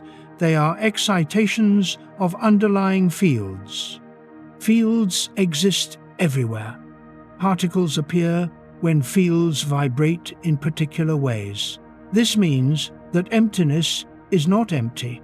Even the vacuum is active. Quantum fields fluctuate even in their lowest energy state. Virtual particles appear and disappear. Energy is never perfectly zero. This vacuum activity influences reality. It contributes to forces, masses, and cosmic expansion. This again suggests that what lies beyond the edge of visible reality is not nothing, but restless structure. Quantum reality also challenges the idea of individuality. Particles of the same type are truly identical, not similar, identical. This is not a limitation of measurement. It is a fundamental fact. There is no way to distinguish one electron from another. This indistinguishability suggests that individuality is emergent, not fundamental. Objects appear distinct at macroscopic scales because of complex arrangements, not because of unique essence. This undermines a deeply ingrained intuition. We think in terms of individual things. Quantum reality suggests that individuality arises from pattern, not substance. If individuality is emergent, then asking what exists beyond reality in terms of things may be misguided. Reality may not be made of things at all. It may be made of processes and relations. Quantum mechanics also raises the question of many worlds. If every quantum event branches reality into multiple outcomes, then reality itself may constantly split. In such interpretations, the edge of reality is not static, it multiplies. Every interaction creates new branches, each equally real. This picture is controversial, but it arises naturally if one takes the equations seriously. If true, then reality does not have a single edge. It has an ever-expanding tree of possibilities. This would mean that beyond our experienced reality lie countless other realities differing by quantum outcomes. These realities would be inaccessible not because of distance, but because of decoherence. Once branches separate, they do not interact. This again emphasizes that beyond may mean orthogonal, not distant. Even if many worlds is not the correct interpretation, quantum decoherence is real. It explains why classical reality emerges and why interference disappears at large scales. Decoherence creates effective boundaries. It divides reality into branches that do not interact. These boundaries are not absolute in principle, but absolute in practice. This introduces another kind of edge. Not a fundamental edge of existence, but an effective edge of interaction. Quantum reality is full of such effective edges, boundaries created by interaction patterns. These edges shift depending on context. What is accessible in one regime is inaccessible in another. This fluidity suggests that the edge of reality is not fixed. It depends on scale, interaction, and perspective. Quantum mechanics therefore dissolves the idea of a single, final edge. Instead, reality appears layered with transitions rather than endings. At some scales, classical laws apply. At others, quantum rules dominate. At still others, gravity reshapes everything. Each regime has its own effective reality. Beyond each lies another regime, not empty, but governed by different rules. This layered structure mirrors earlier discussions of emergence, extra dimensions, and informational reality. Quantum mechanics sits at the center of these ideas because it shows that reality does not behave uniformly across scales. This non-uniformity is not a failure of understanding, it is a feature of existence. The universe does not operate by one simple rule everywhere. This realization undermines the hope for a single, final theory that explains everything in one stroke. Even if such a theory exists, its consequences may manifest differently at different scales. Understanding reality may always require multiple descriptions. This is not weakness. It is richness. Quantum reality also highlights a deeper issue. Measurement outcomes depend on context. How you measure matters. This contextuality suggests that reality does not assign absolute values independent of interaction. This does not mean reality is subjective. It means that properties are relational. This aligns with relational interpretations of physics, where the fundamental elements are relations, not objects. If relations are fundamental, then existence itself may be relational. What exists may be defined by what relates to what. This dissolves the idea of isolated existence. Beyond the edge of reality, there may be no relations linking that domain to ours. Such a domain would exist, but be entirely disconnected.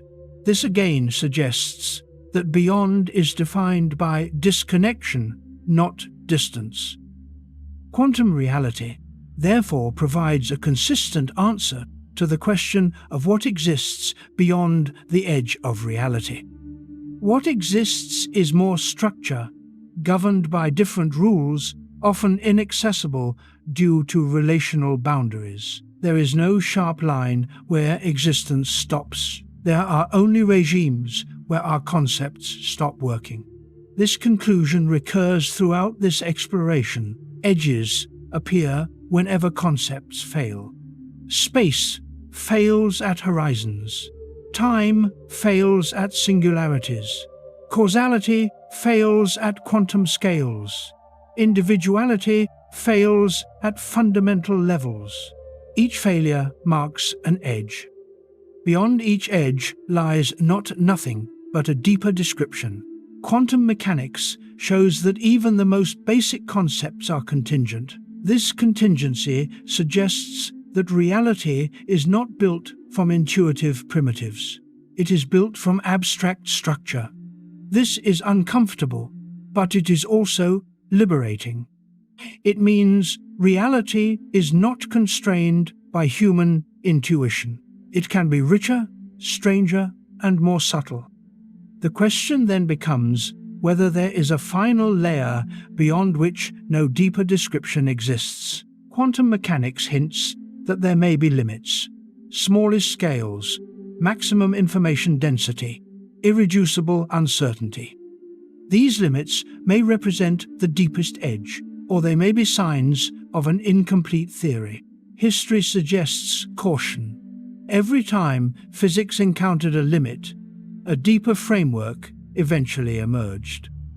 Yet there is no guarantee this will always happen. There may be a final edge where explanation ends. That edge would not be a boundary of existence, but a boundary of explanation. This distinction matters. Reality could exist beyond explanation. This possibility is not defeatist, it is realistic. Human understanding has always expanded by confronting limits. Some limits recede, others remain. Quantum mechanics may represent a class of limits that are permanent, or it may be a stepping stone. Either way, it reshapes the meaning of beyond. Beyond is not where reality ends.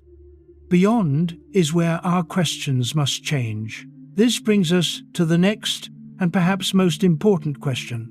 If reality has no single edge, but many contextual edges, then what happens at the ultimate scale? Does reality end? Or does it transform endlessly? Is there a final boundary, or only transitions? The next outline confronts this directly by asking whether reality itself can end at all, or whether existence is inherently unbounded. This is not a technical question, it is the culmination of everything explored so far, and it leads us to the final phase of this inquiry. The question of whether reality can truly end is the natural culmination of every idea explored so far. If space may be infinite or finite without boundary, if time may be emergent, if laws may be local, if reality may be layered, relational, or informational, then the idea of a final edge becomes increasingly unstable. What appears instead is a picture in which reality does not terminate, it transforms. To ask whether reality ends assumes that existence behaves like an object with a boundary, a container that holds everything and stops somewhere. This assumption comes from everyday experience. Rooms have walls. Lands have borders. Bodies have skin. These boundaries are tangible and intuitive. Cosmic reality does not seem to follow this pattern. In cosmology, space may be finite, yet unbounded. Like the surface of a sphere, it can have a finite size without edges. Traveling far enough does not lead to an end. It leads back to where one started. Though in higher dimensions, this looping may be more abstract. This already undermines the idea of an edge in the most literal sense. Time shows similar behavior. It may have a beginning in our description, yet that beginning may be a transition rather than a creation.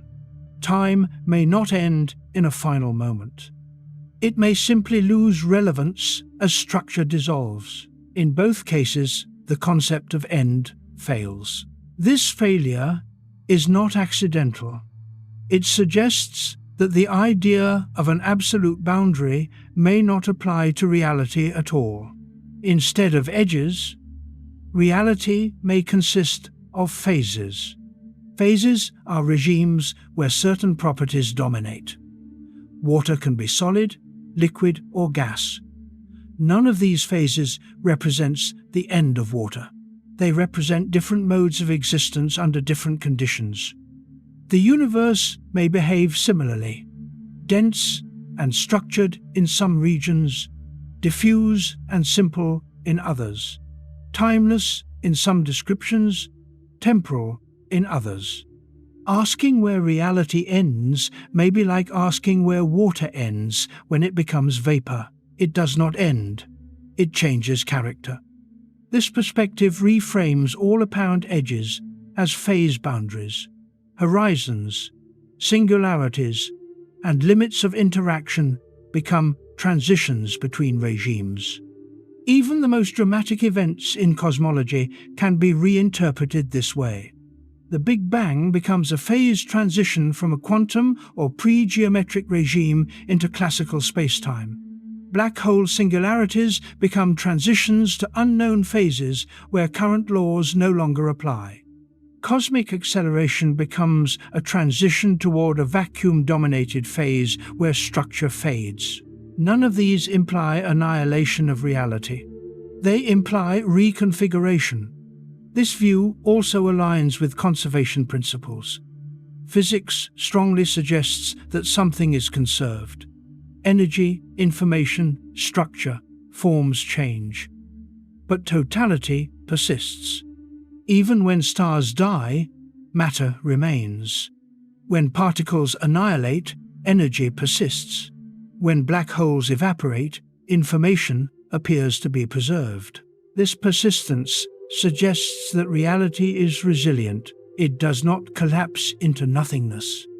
This resilience undermines narratives of ultimate endings: heat, death, Big Rip, vacuum decay. These scenarios describe the end of certain structures, not the end of existence. A universe filled with cold, dilute particles and empty space is still a universe. A universe where time has no meaningful direction is still existence. An existence without observers is still existence. This distinction is crucial. Humans equate meaning with structure and activity. Reality does not. The universe does not owe complexity permanence. The idea that reality ends often arises from anthropocentrism. When the universe no longer supports life, we interpret that as an end. From a cosmic perspective, it is simply a different state. This does not trivialize life, it contextualizes it. Life is a phase of cosmic evolution, not its purpose. The universe existed before life and will exist after. This does not make life meaningless. It makes it rare and valuable. This reasoning also applies to consciousness, time, and causality. These may be phases rather than absolutes. If so, then beyond their disappearance lies more reality, but without those features. This is difficult to imagine because imagination itself relies on those features. Yet, imagination is not a measure of possibility. History repeatedly shows that reality exceeds imagination. Another way to approach this question is through mathematics. Mathematical structures do not end. They exist timelessly. They may be finite or infinite, but they do not terminate. If physical reality is deeply mathematical, then it may share this property. Existence would not be a process with a beginning and an end. It would be a structure that contains processes. Processes may start and stop. The structure remains. This aligns with timeless views of reality. Time is internal, not global. In such a view, the question of whether reality ends becomes meaningless. There is no global time in which an ending could occur. There is only internal change. This also aligns with information-based views. Information is not destroyed, it is transformed. Structures may simplify, correlations may fade, but existence does not vanish. This again suggests that the edge of reality is not a final boundary. It is a boundary of description. When our concepts cease to apply, we interpret that as an end. In reality, it is a transformation beyond our conceptual reach. This realization does not answer every question. It reframes them. Instead of asking where reality ends, the more meaningful question becomes how reality changes. What transitions are possible? What regimes exist? What structures emerge and dissolve? This shift from end to transformation is central. It also dissolves existential anxiety tied to cosmic endings. The universe may become cold, empty, and dark, but existence will persist in some form. This persistence does not guarantee significance, but significance does not require cosmic permanence. Significance is local. The idea that reality must end for meaning to exist is a narrative imposition, not a logical necessity. Another concern arises here. If reality does not end, does it repeat endlessly? Does it cycle? Some models suggest eternal recurrence. Others suggest endless expansion. Others suggest static, timeless existence. The common feature is continuity of existence. Even if the universe decays into a vacuum state with minimal structure, that vacuum still exists. It may fluctuate. It may transition. It may be metastable. But it is not nothing. This leads to a sobering conclusion. Nothingness may not be a physically realizable state. Physics has no place for absolute nothing. Even the vacuum has structure. Even emptiness has laws. The idea of nothingness may be a human abstraction rather than a physical possibility. If nothingness is impossible, then reality cannot end. It can only change form. This conclusion aligns with all evidence we have. Every time something appears to disappear, it transforms. Matter to energy, structure to entropy, order to disorder, never to nothing. This does not answer why existence exists. It answers how existence behaves. Why may remain inaccessible. This again reflects the limits of explanation. There may be no deeper answer to why there is something rather than nothing. Perhaps nothing was never an option. Perhaps existence is the default. This idea is unsettling because it removes the comfort of explanation by cause. Yet it may be the most honest conclusion. Existence may not need a reason. It may simply be. This does not undermine inquiry. It defines its boundary. Science explains how reality behaves. It does not explain why existence exists at all. That question may not have an answer within reality.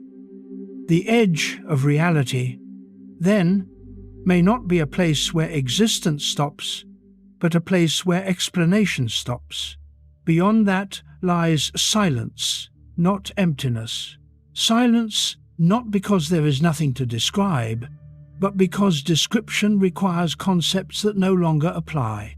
This silence is not ignorance, it is humility. The universe may not be fully intelligible. This does not diminish its beauty. It enhances it. The recognition that reality may be endless in transformation, without a final edge, invites a different attitude. Not one of conquest, but of participation. We are not explorers marching toward a final wall. We are inhabitants of a structure that changes around us. Our task is not to reach the end, but to understand the region we occupy as deeply as possible. That understanding is already profound. Atoms, stars, galaxies, fields, quantum states and cosmic history. This is not trivial knowledge. It is extraordinary. The absence of a final edge does not mean the absence of mystery. It means mystery is permanent, and permanence of mystery is not a flaw in reality. It is a feature of finite beings embedded in infinite or unbounded structures. This brings us to the final phase of this inquiry. If reality does not end, but our ability to describe it does, then the edge of reality is a cognitive boundary. The final outlines will address what this means for human understanding, meaning, and the future of inquiry. Not as consolation, but as clarity. The universe does not promise closure. It offers depth, and depth may be the most valuable gift existence can provide. The idea that space may have no edge at all is one of the simplest answers to the question of what lies beyond the edge of reality. Yet it is also one of the hardest for the human mind to accept. Humans instinctively imagine boundaries. Every space we encounter in daily life has an end. Rooms have walls, roads have limits. Land meets sea. This intuition breaks down completely at cosmic scales. Modern cosmology allows for the possibility that space is finite but unbounded, or infinite without edges. Both cases remove the notion of a literal boundary where reality stops. To understand this, consider a two-dimensional being living on the surface of a sphere. From its perspective, it can travel endlessly without encountering an edge. There is no boundary to fall off. Yet the surface has a finite area. It is complete without having an end. Our universe may be similar, but in higher dimensions, space could curve back on itself in ways that are difficult to visualize. Traveling far enough in a straight line could, in principle, bring you back to your starting point, not because space loops like a circle, but because geometry itself is closed. In such a universe, asking what exists beyond the edge of space is meaningless. There is no edge. There is only continuation. Even if space is infinite rather than closed, the conclusion is similar. An infinite space has no boundary by definition. It does not end. There is no outer wall. This means that the observable universe is not a container. It is a region defined by light travel time. Beyond it lies more space, not emptiness or nothingness. This distinction is crucial. The observable universe has an edge. Because light has traveled only a finite distance since the universe became transparent, that edge is not physical. It is informational. Beyond it, galaxies exist that we cannot see and will never see. Not because they do not exist, but because the structure of space-time prevents their light from reaching us. This reinforces a recurring theme. Edges in cosmology are almost always horizons, not terminations. The absence of an edge also undermines the idea of a center. An unbounded universe has no central point. Every location is equivalent. This symmetry removes privileged positions. This has happened repeatedly in science. Earth was not the center. The sun was not the center. The galaxy was not the center. The universe may not have a center at all. This lack of center is deeply unsettling for human intuition, which seeks orientation and hierarchy. Yet it is consistent with all observations so far. The absence of edges also raises a philosophical question. If space has no boundary, then the question of what lies outside space dissolves. There is no outside. This challenges the language we use. Words like beyond, outside, and edge assume containment. They may not apply to reality at large. This does not mean the question is foolish. It means the question reveals a mismatch between language and structure. Language evolved for bounded environments. It struggles with unbounded ones. This mismatch appears repeatedly when humans confront infinity. Infinity does not behave like a very large number. It obeys different rules. In an infinite universe, repetition becomes inevitable. Patterns recur. Configurations repeat. Uniqueness becomes local rather than global. This connects to earlier discussions of repeating universes, not through branching or multiple universes, but through spatial infinity alone. This again dissolves the idea of an edge. Beyond any region lies more of the same. Yet, sameness at large scales does not imply sameness at small scales. Local complexity and variation remain. This preserves meaning locally, even if the universe is infinite globally. Another consequence of edgeless space is that totality becomes inaccessible. In an infinite universe, no observer can ever survey the whole. Any description is partial by necessity. This is not a flaw of observation, it is a feature of infinity. This implies that complete knowledge of reality is impossible even in principle, not because of ignorance, but because of scale. This again suggests that the edge of reality is epistemic rather than physical. The universe may be fully real everywhere, but no finite observer can access it all.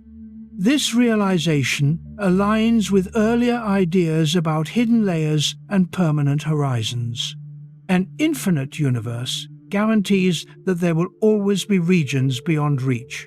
Yet this does not diminish the value of local understanding. We do not need to know the entire ocean to understand waves. Infinite space also raises questions about probability and explanation. In an infinite universe, every physically allowed event occurs somewhere. This complicates the notion of typicality. What does it mean to say something is likely if everything happens infinitely many times? This problem appears in cosmology and requires careful statistical reasoning. Yet even here, the absence of an edge does not lead to incoherence. It requires new tools, not abandonment of understanding. Some people find the idea of infinite space disturbing. It feels excessive, wasteful, pointless. This emotional response reflects human scale bias. The universe is not obligated to be economical by human standards. Nature often operates with abundance. There are more stars than grains of sand, more galaxies than stars. Excess is the norm, not the exception. Infinite space would simply be the extreme case of this pattern. Yet space need not be infinite to lack an edge. Finite but unbounded geometries achieve the same effect. Current observations cannot distinguish conclusively between these possibilities. Space may be extremely large and flat, or subtly curved and closed. What matters for the question of the edge is that neither option produces a boundary where reality ends. This strongly suggests that the edge of reality is not spatial. Space does not end. It either loops or continues. This realization forces a shift in thinking. Instead of imagining reality as a box, we must imagine it as a manifold, a structure without edges. This shift has already occurred in mathematics and physics.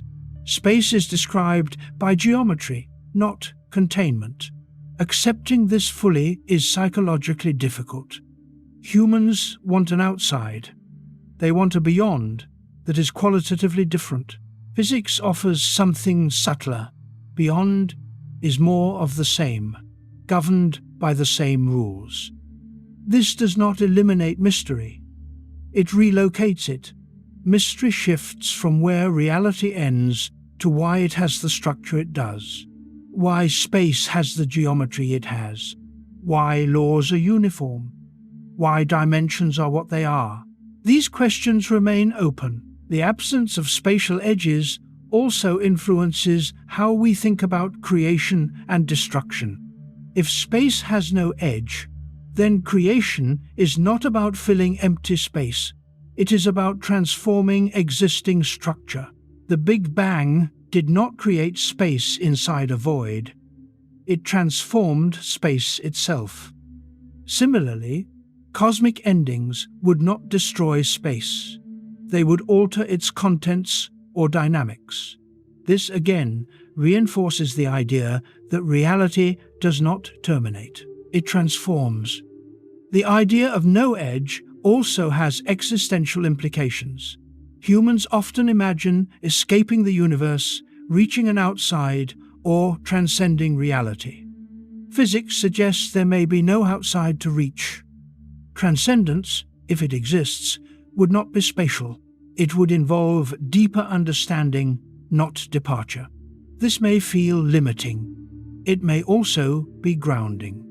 It suggests that meaning must be found within reality, not beyond it. This does not diminish aspiration. It redirects it. The aspiration becomes understanding, not escape. This is consistent with the scientific enterprise. Science does not seek to leave reality. It seeks to describe it. If space has no edge, then the universe is not a stage with curtains.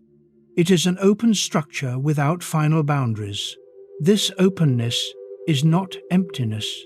It is continuity. This continuity aligns with the broader picture emerging throughout this exploration. Reality does not end. It extends. Edges are artifacts of perspective. Beyond the observable lies the unobservable, not the non-existent. Beyond the describable lies the indescribable, not the absent. The edge of reality is not a place. It is a limit of framing.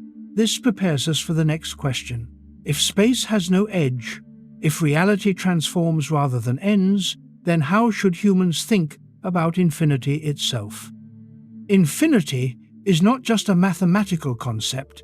It may be a physical one. Yet, infinity challenges cognition more than any other idea. The next outline will examine why infinity is so difficult to grasp, how it appears in cosmology, and what it implies for the idea of an edge of reality. This is not merely abstract. It goes to the heart of how humans confront the boundlessness of existence. Infinity is one of the most unsettling ideas the human mind can encounter. It appears simple in definition, yet impossible to visualize. It resists intuition, breaks everyday logic, and produces paradoxes that feel more like tricks than truths. Yet modern cosmology suggests that infinity may not be a mere mathematical abstraction. It may be woven into the structure of reality itself. The difficulty begins with scale. Human cognition evolved to handle finite environments. Food is limited. Distance is limited. Time is limited. Even large numbers eventually run out. Infinity does not. When humans imagine infinity, they often imagine a very large number. This is a mistake. Infinity is not large. It is unending. No matter how far you go, there is always more. No matter how much you count, counting never completes. This distinction matters because many paradoxes arise from treating infinity like a number rather than a property. Mathematics shows that infinity behaves differently from anything finite. There are different sizes of infinity. Some infinities are larger than others. Sets can be infinite, yet contain subsets that are also infinite. This alone breaks intuition. How can one infinity be larger than another? Yet mathematically, this is precise and unavoidable. When infinity enters physics, the discomfort intensifies. Infinities in equations often signal breakdowns of theory. Singularities appear where quantities diverge without bound. Physicists usually interpret these as warnings, not truths. Yet, not all infinities are pathological. An infinite universe does not imply infinite density or infinite energy in any region. It implies unbounded extent. This type of infinity may be physically meaningful. Cosmology allows for several kinds of infinity. Space may be infinite in extent, time may be infinite in duration. The number of regions like our observable universe may be infinite. The number of possible configurations may be finite or infinite depending on assumptions. Each of these infinities has different implications. An infinite space removes spatial edges entirely. There is no boundary to reality. Beyond any point lies more space.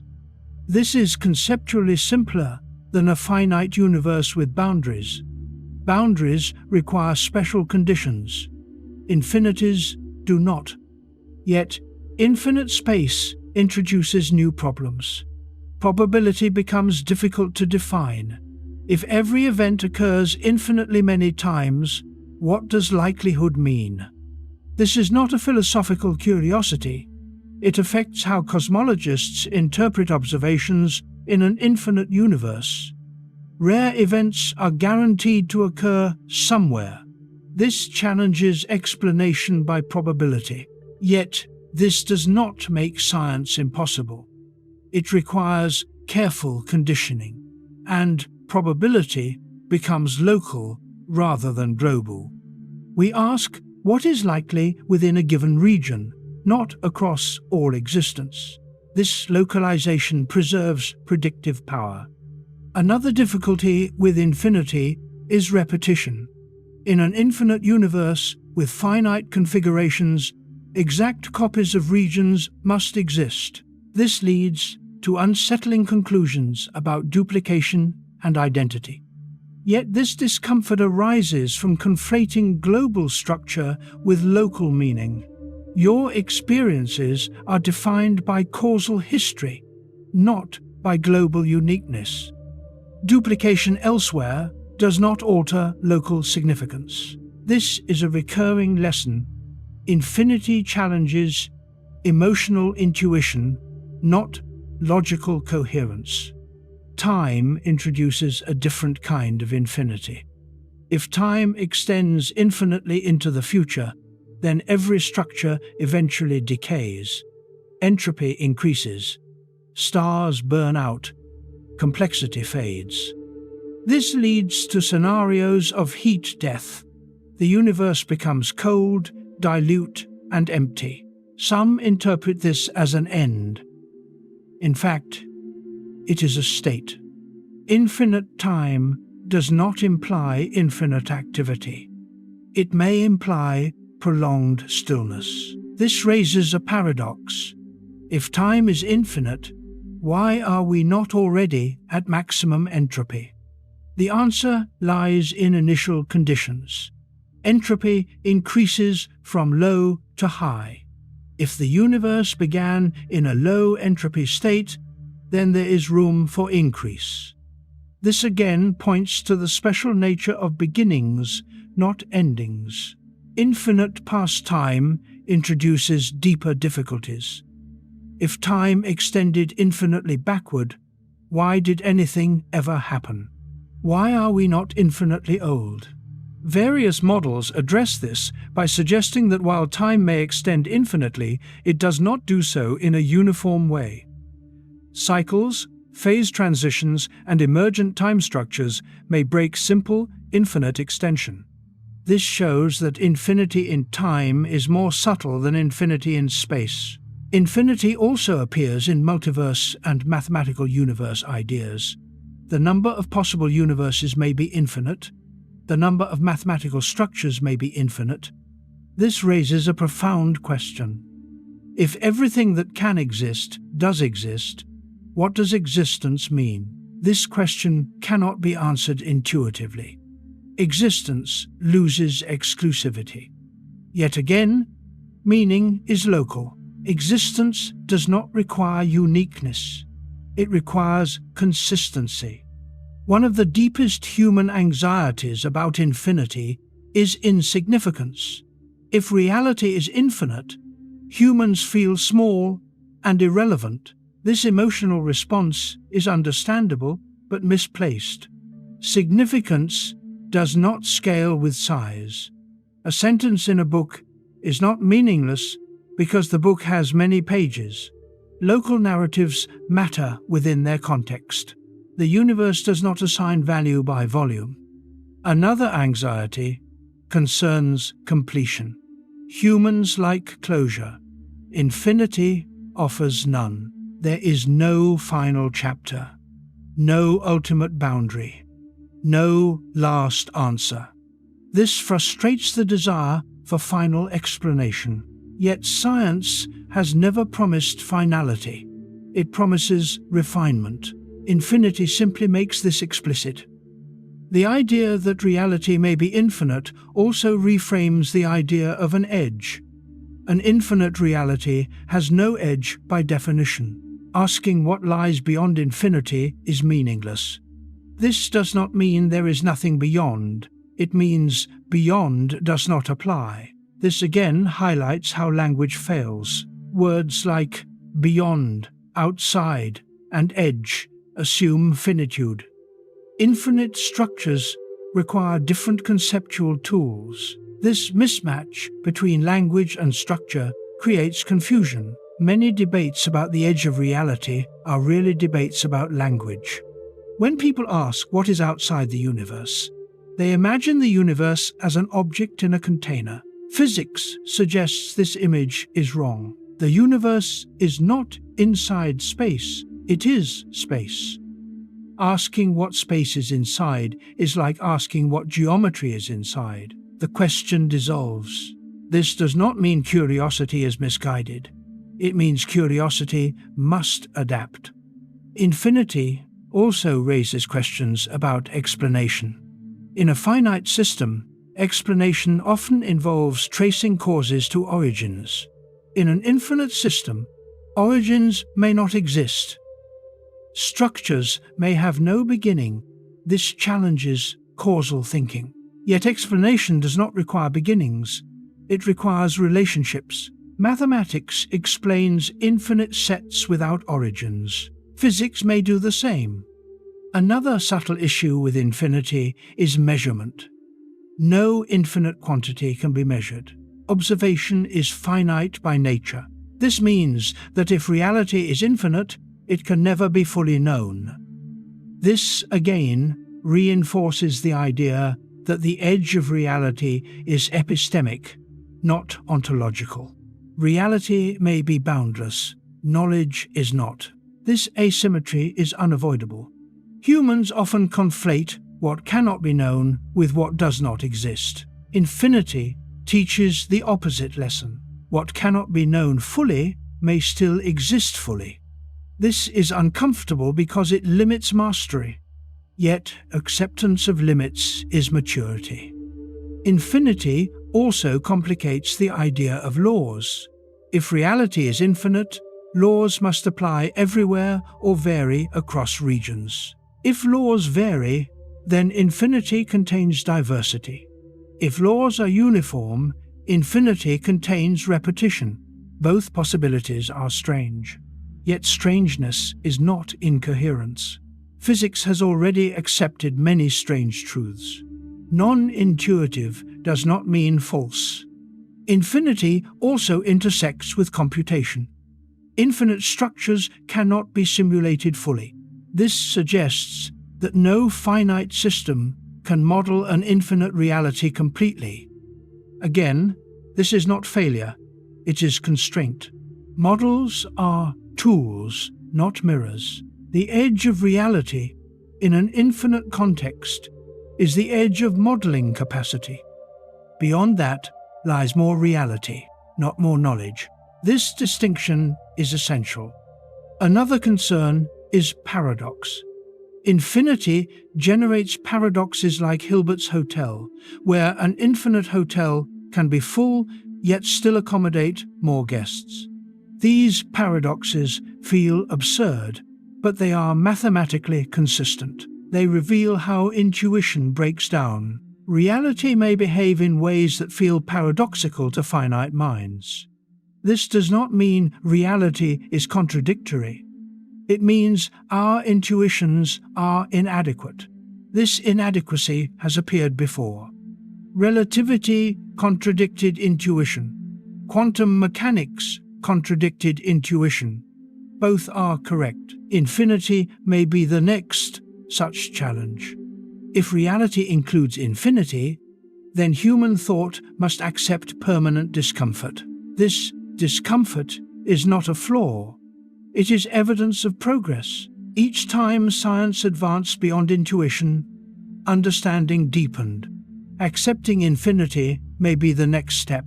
This acceptance also reframes humility. Humans are not meant to grasp infinity intuitively. We can understand it formally, relationally, indirectly. This is enough. The desire to visualize infinity may be misguided. Some truths cannot be visualized. They can only be described. This is already true for higher dimensions and quantum states. Infinity may join them. This means that the edge of reality is not something we will ever picture. It is something we infer. Inference is a powerful tool. Much of physics operates by inference. We infer dark matter, black holes, and early universe conditions without direct observation. Infinite reality may be inferred in the same way. This inference may never be confirmed or denied definitively. Yet, that does not make it arbitrary. It must be consistent with observation. So far, an infinite or unbounded universe remains consistent with all data. This is significant. It suggests that reality does not privilege finitude. Human environments are finite. Cosmic reality may not be. This mismatch is a source of existential tension.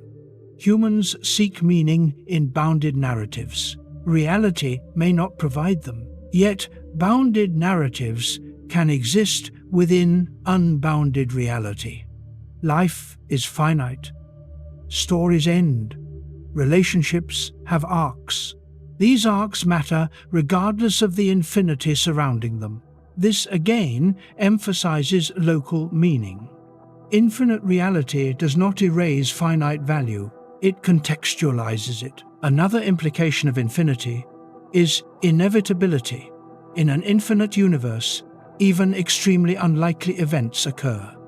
This challenges notions of uniqueness and miracle.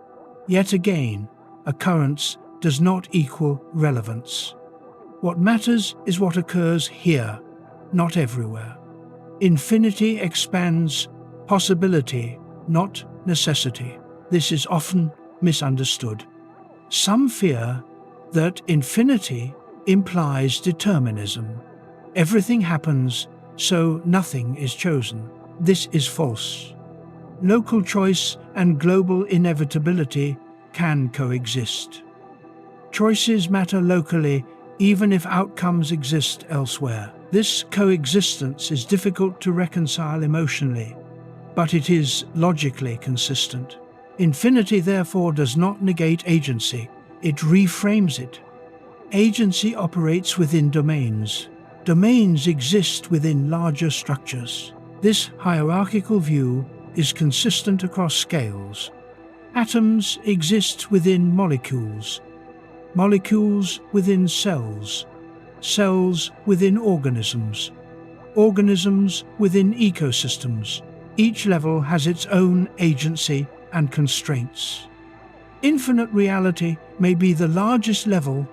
It does not erase smaller levels. It contains them. This containment without edges is the key insight. The universe may be like an open-ended structure with no outer boundary. Edges appear only when descriptions change. This brings us back to the central theme. The edge of reality is not where existence stops. It is where human concepts stop applying. Infinity makes this explicit. There is no final wall, no ultimate beyond. There is continuation beyond every boundary we imagine. This does not mean reality is chaotic. It may be structured, lawful, and coherent throughout. Lawfulness does not require finitude. It requires consistency. Infinity is compatible with consistency. This is perhaps the most important lesson. The human mind equates control with boundaries. Reality does not. Accepting infinity requires letting go of the need for containment. This is difficult, yet science has repeatedly demanded such letting go. The Earth is not the center. The Sun is not special. The galaxy is not unique. Infinite reality is the next removal of privilege. This does not diminish humanity. It places humanity in context, a context that is vast, deep, and ongoing. This context does not ask us to understand everything. It asks us to understand what we can. That is enough. The idea of infinity, therefore, transforms the question of what lies beyond the edge of reality. The answer becomes simple and profound. There is no edge. There is only more. More space, more time, more structure, more possibility. And with that realization, the question itself evolves. If reality has no edge, then the meaningful task is not to seek beyond, but to understand within, to map the structures we inhabit, to recognize the limits of our models, to accept that some aspects of existence will remain forever outside comprehension. This acceptance is not surrender, it is clarity. As we continue to the next outline, the focus shifts from infinity itself to the limits it imposes on knowledge. If reality may be infinite and unbounded, then what are the ultimate limits of what can ever be known? This leads directly to the concept of cosmic censorship, horizons of knowledge, and the possibility that some truths are permanently hidden, not by distance, but by principle. That exploration follows next. The idea that some truths may be permanently hidden is deeply uncomfortable for human understanding. It conflicts with the belief that knowledge advances toward completeness, that every mystery is only temporary. Yet modern physics increasingly suggests that there may be fundamental limits to what can ever be known, not limits of technology, but limits of principle. This idea is often discussed under the concept of cosmic censorship and epistemic horizons. The universe may actively conceal certain aspects of itself, not through intention, but through structure. In general relativity, cosmic censorship refers to the idea that singularities are hidden behind horizons. Naked singularities, where space-time breakdown would be visible to observers, appear to be forbidden or extremely rare. Instead, singularities are cloaked by event horizons, preventing their influence from propagating outward. This is not merely a technical detail. It suggests that the universe protects observers from the most extreme breakdowns of physical law. Where equations fail, access fails as well. This introduces a profound principle. Some regions of reality may exist, but their details can never be observed.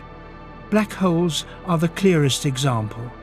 Their interiors exist according to theory, yet no information from inside can be recovered directly. Even if information is preserved in subtle ways, the detailed internal state remains inaccessible. This means that parts of reality are real but unknowable. This is not ignorance that can be cured. It is a structural limit. Cosmic horizons impose similar constraints on large scales. Regions beyond the observable universe exist, but their state will never be measured. No future technology can change this. Expansion enforces permanent separation. This turns the universe into a patchwork of knowable and unknowable domains. Quantum mechanics introduces additional censorship. Uncertainty principles forbid simultaneous knowledge of certain properties. This is not a limitation of measurement devices. It is a limitation of what reality allows to be simultaneously defined. Entanglement introduces another subtle boundary. While correlations exist, extracting full information about a system destroys the correlations that encode it. Knowing everything is incompatible with preserving structure. This suggests that complete knowledge may be impossible even locally. There is also a computational aspect to censorship. Some physical processes may be computationally irreducible. Predicting their outcome requires simulating every step. No shortcut exists. This means that even if laws are known, outcomes may remain unpredictable in practice and in principle. This is not randomness. It is complexity beyond compression. This type of irreducibility suggests that reality may generate facts faster than they can be known. Knowledge lags existence. This, again, challenges the idea that the universe is fully transparent. Another form of censorship arises from logical limits. Systems embedded within themselves cannot produce complete descriptions of themselves without contradiction or incompleteness. This is not speculation, it is a proven feature of formal systems. If the universe is describable as a formal system, then any description produced within it must be incomplete. Some truths must remain undecidable. This does not mean meaningless. It means unprovable from within. This idea connects physics to deep results in logic and mathematics. It suggests that limits of knowledge are not accidental, they are necessary. This reframes the edge of reality as an edge of provability.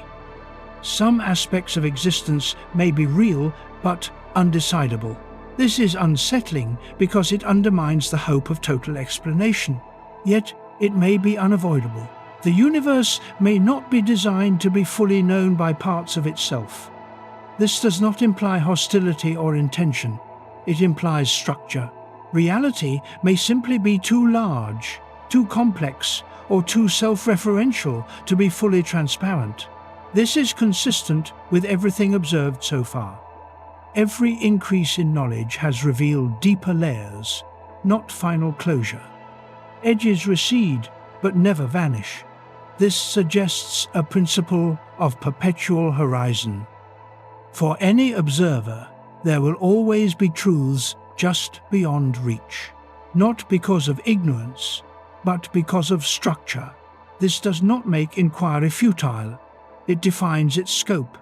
Science aims not at omniscience, but at coherence within accessible domains. Within those domains, understanding can be extraordinarily deep.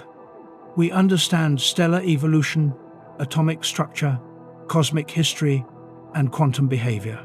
These are not trivial achievements. Yet even as understanding grows, horizons remain. This balance between knowledge and ignorance is not failure. It is equilibrium. The universe may be such that total comprehension is impossible, but partial comprehension is stable. This stability allows civilizations, science, and meaning to exist. Total transparency might actually be destructive. If everything were immediately knowable, complexity might collapse. Uncertainty allows novelty. Censorship allows structure. This idea turns the notion of hidden truth from a defect into a feature. The universe may preserve its own consistency by limiting access to its most extreme regimes. This does not imply design. It implies constraint. Constraints are fundamental to structure. Without constraints, nothing stable exists. This perspective also tempers speculation about ultimate answers. Questions like why there is something rather than nothing may be permanently unanswerable, not because they are forbidden, but because they lack operational meaning within reality. This does not make them illegitimate. It places them at the boundary of inquiry. Philosophy can explore them. Physics cannot resolve them. Confusing these domains leads to frustration. Accepting their distinction leads to clarity. Cosmic censorship, therefore, extends beyond black holes. It becomes a metaphor for the structure of reality itself. Some truths are hidden because revealing them would require stepping outside the system. No observer can do that. This again emphasizes that the edge of reality is not a place. It is a boundary of access. Beyond it lies existence without observability. This existence is not empty. It is simply unrelated to us. This conclusion aligns with earlier discussions of hidden layers, infinite space, and relational reality. All point toward the same pattern. Reality exceeds observation. This excess is not temporary. It is permanent. This permanence does not undermine science. It defines it. Science operates within the accessible region of reality. Within that region, laws are discoverable, patterns are explainable, and predictions are possible. Beyond it, speculation may occur, but certainty cannot. This division is healthy. It prevents overreach. It protects coherence. This also reframes humility. Humility is not weakness. It is alignment with structure. The universe does not yield all its secrets to parts of itself. Expecting it to do so is anthropocentric. Accepting limits is mature. This acceptance also reshapes how we think about the edge of reality. The edge is not where existence ends. It is where knowledge ends. And knowledge may always end somewhere. This does not diminish curiosity. It focuses it.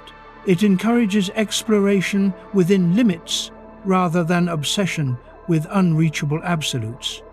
This focus has driven scientific progress effectively for centuries. Accepting cosmic censorship does not close doors. It clarifies which doors exist. The idea that some truths are unreachable may feel unsatisfying, yet consider the alternative. A fully transparent universe with no mystery would be static. Nothing new could be learned. No exploration would be meaningful. Mystery sustains inquiry. Limits sustain progress. This is not consolation. It is structure. The universe appears to be built this way. Edges of knowledge are not accidents. They are intrinsic. This realization prepares us for the next question. If some truths are permanently hidden, could advanced civilizations know more than us? Could they pierce deeper layers of reality? Or are all observers bound by the same limits? This question shifts the focus from cosmic structure to intelligence. The next outline will explore whether advanced civilizations could access deeper truths about reality's edge, or whether even the most advanced intelligence would encounter the same fundamental boundaries. That exploration follows next. The question of whether advanced civilizations might understand reality more deeply than we do is both natural and revealing. It reflects a belief that intelligence, technology, and time can eventually overcome any barrier. Yet, the deeper this inquiry goes, the clearer it becomes that some limits may be universal. Not limits of sophistication, but limits of structure. It is easy to imagine civilizations millions or billions of years older than humanity. Such civilizations would possess technologies far beyond our own. They might manipulate energy on stellar scales, engineer space-time locally, or compute with efficiencies that dwarf anything we can conceive. With such capabilities, it seems reasonable to assume they would know far more about the universe. And they would understand physical laws with greater precision. They would map cosmic structure in far greater detail. They might exploit phenomena that we barely understand today. Yet the key question is not whether they would know more, it is whether they would encounter the same fundamental edges. The evidence suggests that they would. No matter how advanced a civilization becomes, it remains embedded within reality.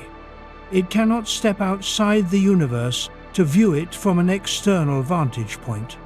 It must operate within the same space-time, the same causal structure, and the same fundamental constraints. Cosmic horizons would still exist.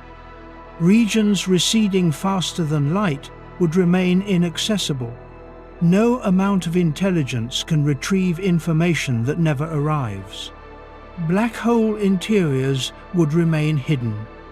Even if information is preserved in subtle ways, the internal structure would not become directly observable. Quantum uncertainty would still apply. No measurement strategy, however refined, can violate uncertainty relations without contradicting the framework that makes measurement possible at all. Logical limits would remain. No system can fully describe itself without incompleteness.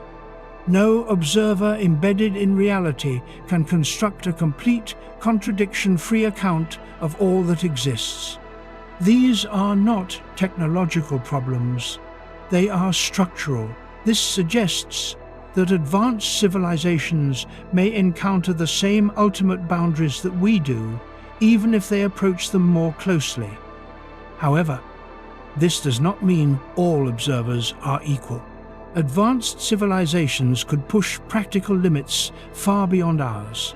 They could extract information from regimes currently inaccessible. They could probe quantum gravity effects, manipulate space-time curvature, and test theories that remain speculative for us. Their picture of reality would be richer, more unified, and less fragmented. Yet richness does not eliminate boundaries. It sharpens them. The more deeply one understands reality, the clearer the limits become. This has already occurred in human science. Early physics assumed that complete determinism was possible. Deeper understanding revealed fundamental uncertainty. Early cosmology assumed that the entire universe might be observable. Deeper understanding revealed horizons. Progress did not remove limits, it exposed them. An advanced civilization would likely experience the same pattern. This raises an important distinction between ignorance and unknowability. Ignorance is a temporary lack of information. Unknowability is a permanent feature of structure. Advanced civilizations eliminate ignorance. They cannot eliminate unknowability. This distinction matters when imagining godlike intelligence. Even a civilization that controls galaxies would not be omniscient. Omniscience would require access to all information in reality. Structure forbids this. This insight reshapes speculation about superintelligence. No intelligence, biological or artificial, can exceed the constraints of the system it inhabits. This does not diminish intelligence. It defines it. Intelligence is about navigation, prediction, and control within constraints, not transcendence of them. Advanced civilizations may also develop different intuitions about reality.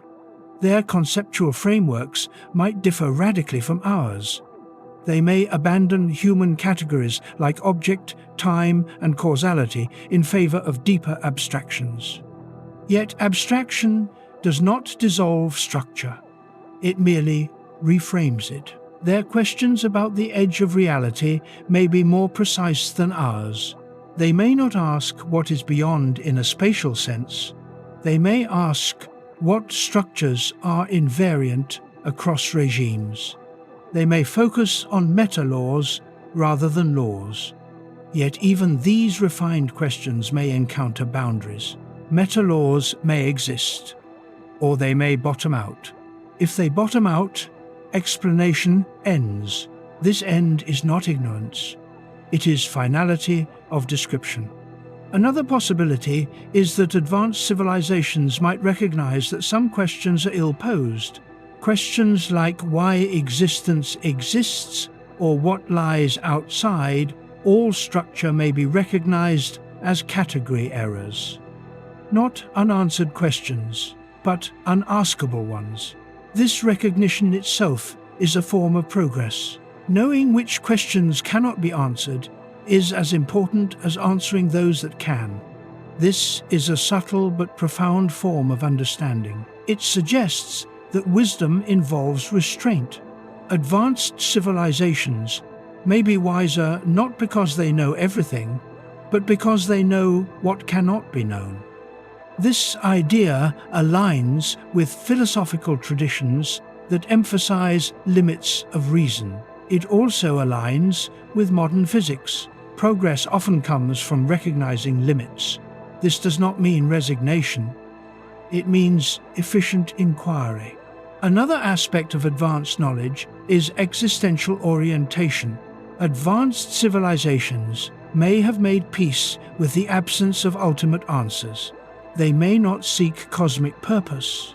They may focus on local meaning, continuity, and sustainability. This would be a rational response to an unbounded or partially unknowable reality. This again mirrors human experience. Science has removed many sources of cosmic purpose. Humanity has adapted. Advanced civilizations may adapt further. They may see the universe not as a problem to be solved, but as a structure to be inhabited. This attitude does not diminish curiosity. It channels it.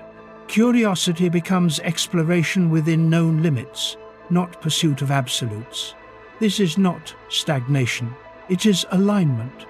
Another possibility is that advanced civilizations might discover deeper layers of reality that we currently cannot imagine. This is likely. History suggests that reality is deeper than current theories suggest. Quantum mechanics and relativity revealed layers previously inconceivable. Future theories may reveal further layers. Yet even these discoveries may introduce new limits. Each layer solved introduces new horizons. This recursive structure suggests that no final theory will eliminate mystery. It may unify descriptions, but not exhaust existence. Advanced civilizations may therefore experience endless progress without closure. This may be the natural state of inquiry in a rich universe. Progress without completion. This idea conflicts with the human desire for final answers, yet it may be the most realistic picture. The universe may be such that complete understanding is impossible, but continual deepening is possible. This is not a flaw, it is an invitation. Another important consideration is communication. Even if advanced civilizations know more, they may not be able to communicate that knowledge to less advanced ones in full. Conceptual frameworks may be incompatible. Human history already shows this on smaller scales. Advanced ideas require conceptual scaffolding. Without it, information cannot be transferred. This suggests that even if answers exist, they may not be accessible to us. This is another form of epistemic horizon. Knowledge is not just about facts, it is about frameworks. Frameworks evolve. This evolution takes time. Advanced civilizations may have frameworks we cannot yet inhabit. This does not mean they possess mystical knowledge. It means they have internalized abstractions beyond current human cognition. This again underscores that the edge of reality is intertwined with cognition. What can be known depends on what can be thought. Cognition is constrained by biology, technology, and culture. Advanced civilizations may expand these constraints. They may not eliminate them. Another question arises. Could advanced civilizations alter the structure of reality itself? Could they remove horizons, reverse entropy, or access hidden layers? Some speculative ideas suggest that sufficiently advanced technology could manipulate space-time in extreme ways. Yet even here, structure imposes limits. Removing a horizon locally may create another elsewhere. Reversing entropy locally requires exporting entropy elsewhere. Nothing escapes conservation. Advanced civilizations may shift boundaries. They may not erase them. This suggests that the edge of reality is not a target to be reached. It is a feature to be managed. Management, not conquest, may be the ultimate technological posture.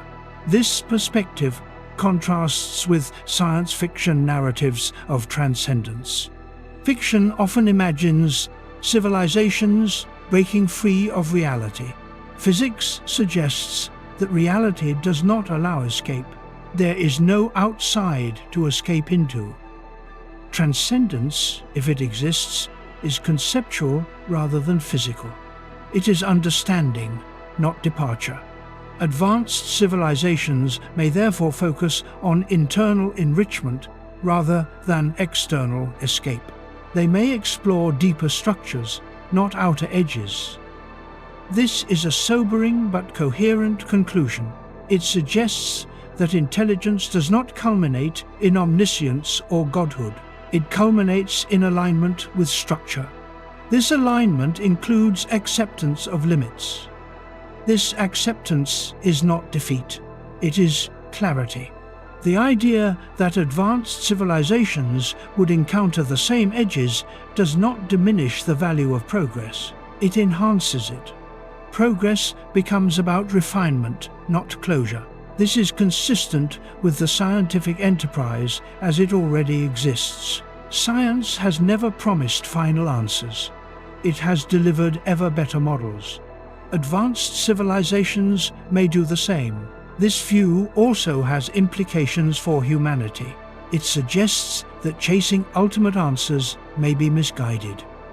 Instead, the goal should be deep, coherent understanding within reachable domains. This understanding can still be profound. Human science has already achieved insights unimaginable to earlier civilizations. There is no reason to think this trajectory will stop. Yet there is also no reason to think it will terminate in final truth. This balanced view avoids both arrogance and despair. It recognizes progress without illusion. This brings us back to the central theme. The edge of reality is not something to be breached. It is something to be approached. Approach reveals structure. Breach is not possible. Advanced civilizations may approach further than we can. They may see more clearly. Yet the horizon remains. This horizon is not a failure. It is a defining feature of existence. The universe may be constructed such that parts of it are always beyond the grasp of any part within it. This self-limitation may be fundamental. It preserves coherence. It preserves mystery. It preserves the possibility of discovery. If everything were accessible, discovery would end.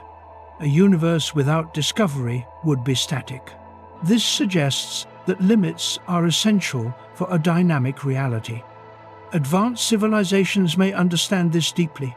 They may stop seeking the end of reality. They may instead seek harmony within it. This reframing of ambition is itself an advanced insight. It suggests that the deepest knowledge may not be about what lies beyond the edge of reality. It may be about why edges exist at all. That question leads us naturally to the final phase of this inquiry.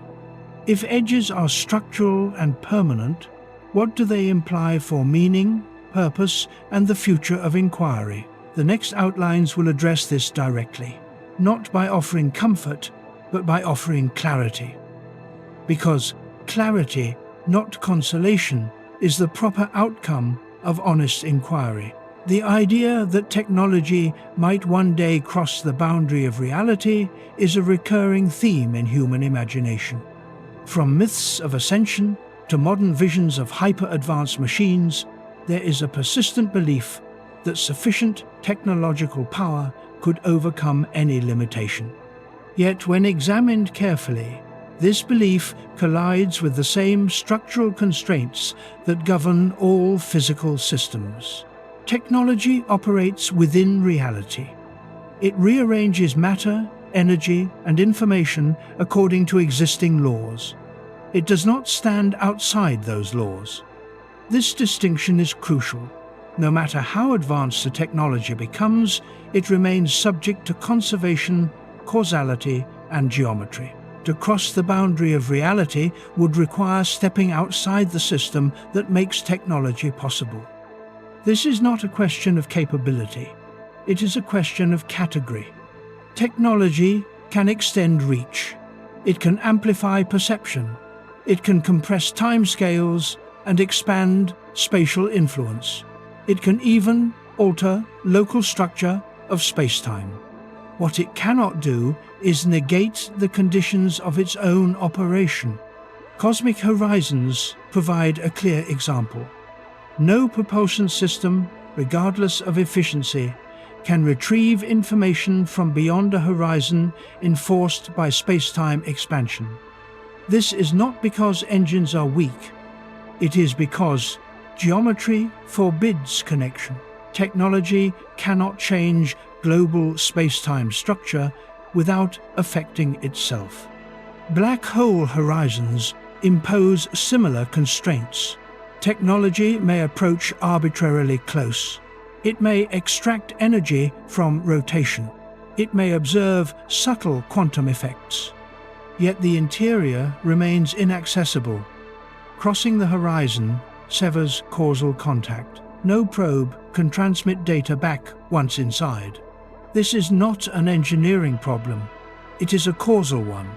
Quantum mechanics introduces even deeper limits. No device can measure all properties of a system simultaneously. No computer can predict outcomes beyond what quantum uncertainty allows. Technology cannot bypass uncertainty without violating the framework that allows prediction at all. Information theory reinforces this.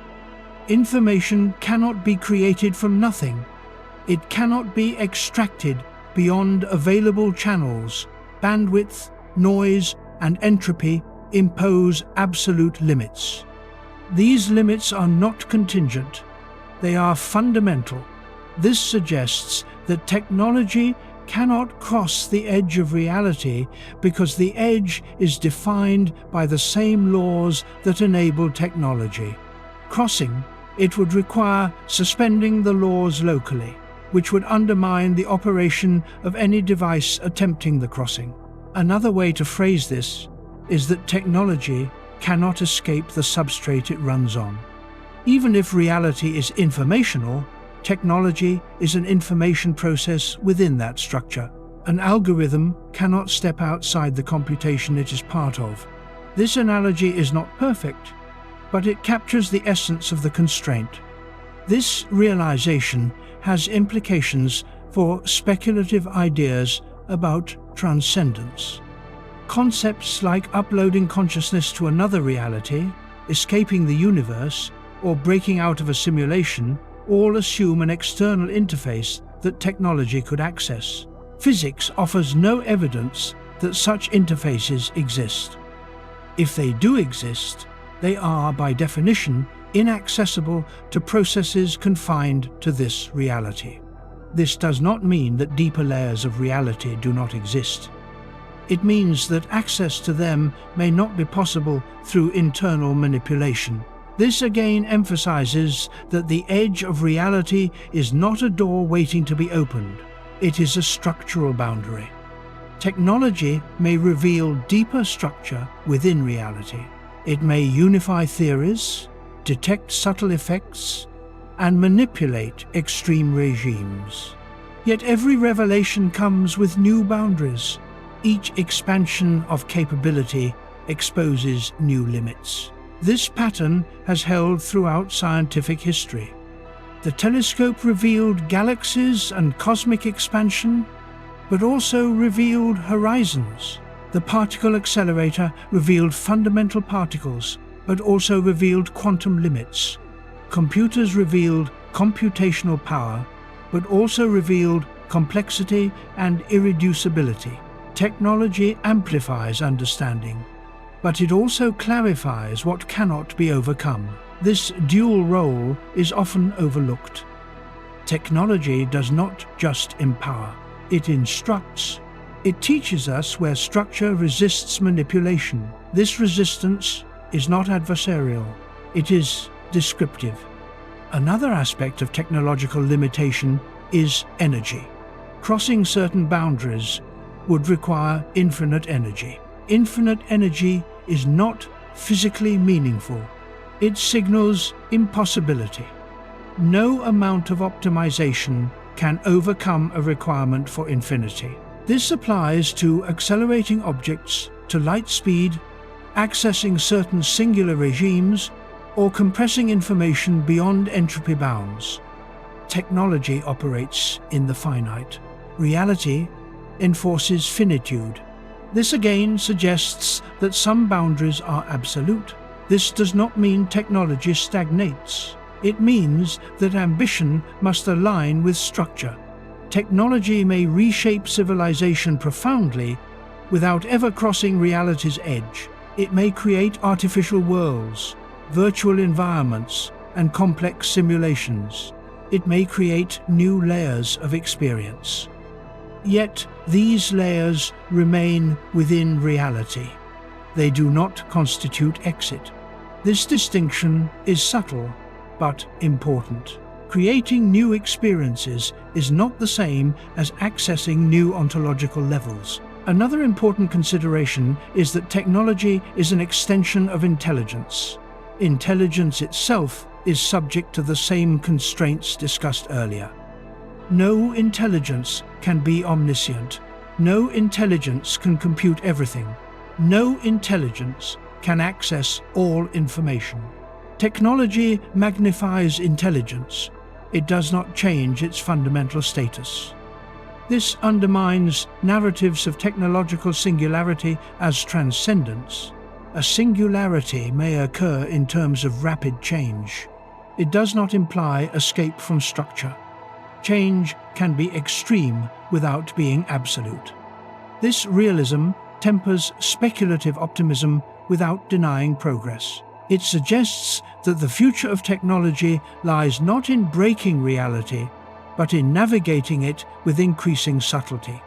This navigation may include manipulating space-time locally, engineering quantum states, and exploring extreme environments. These are extraordinary achievements. They do not require crossing reality's edge. They require understanding it deeply. This also reframes ethical questions. If technology cannot escape reality, then responsibility remains internal. There is no external refuge from consequences. Actions ripple through the same structure that enables them. This reinforces the importance of foresight. Another implication concerns artificial intelligence. Advanced artificial systems may surpass human cognitive limits. They may reason about reality with greater abstraction and precision. Yet they remain bound by the same epistemic horizons. They may reach limits faster and recognize them more clearly. This recognition may guide better decision-making. It may also challenge human expectations. Humans often imagine that intelligence leads to ultimate answers.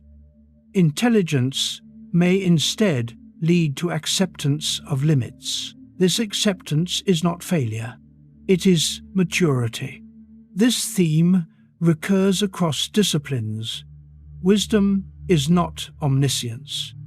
It is alignment. Technology may facilitate alignment by revealing structure. In this sense, technology brings us closer to the edge of reality, not to cross it, but to see it clearly. Seeing the edge is itself an achievement. Many cultures mythologize edges as thresholds to be crossed.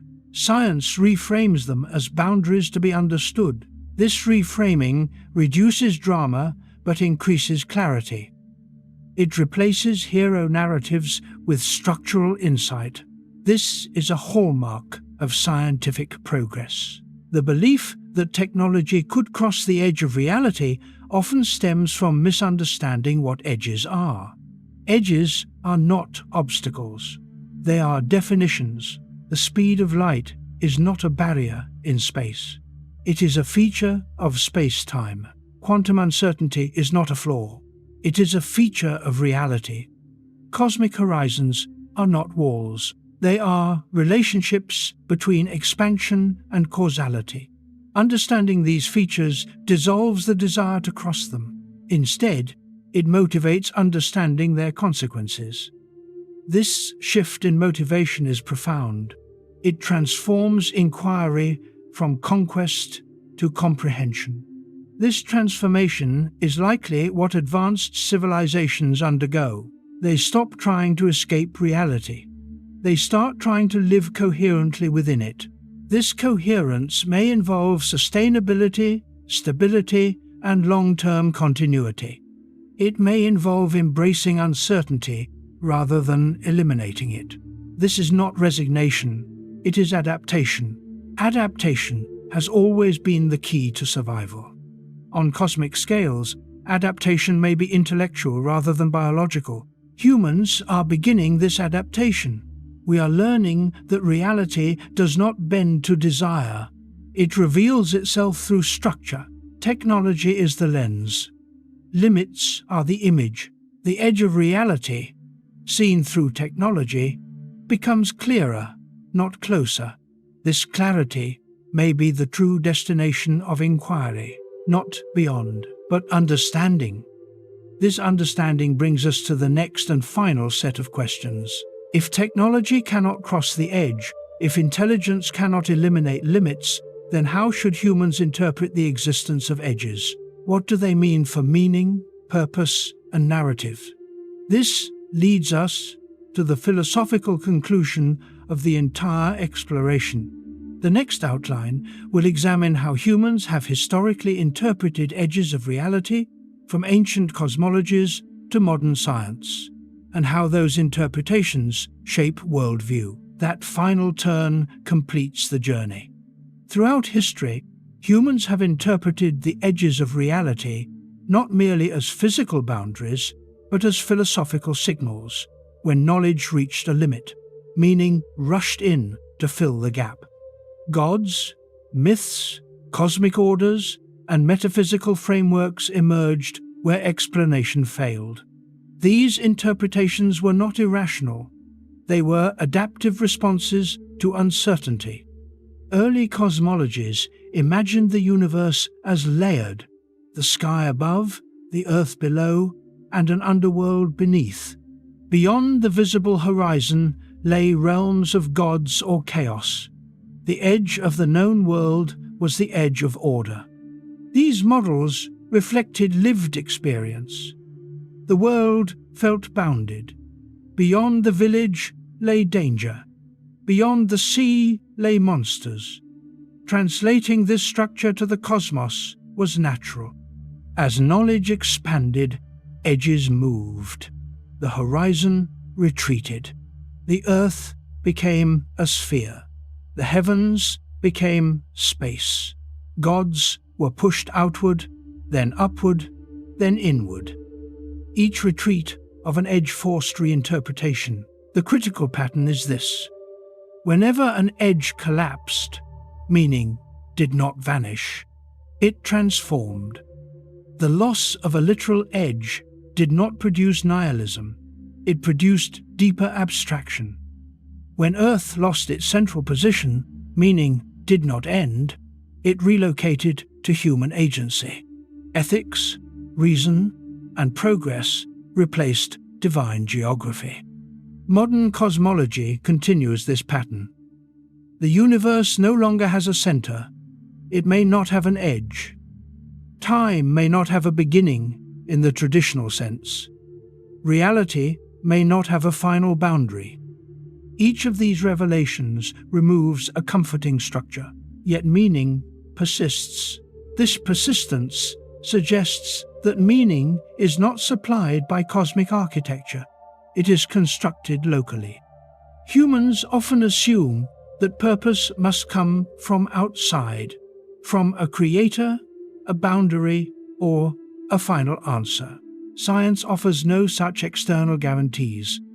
This absence feels threatening only if one assumes meaning must be imposed from above. Another interpretation is possible. Meaning emerges from participation.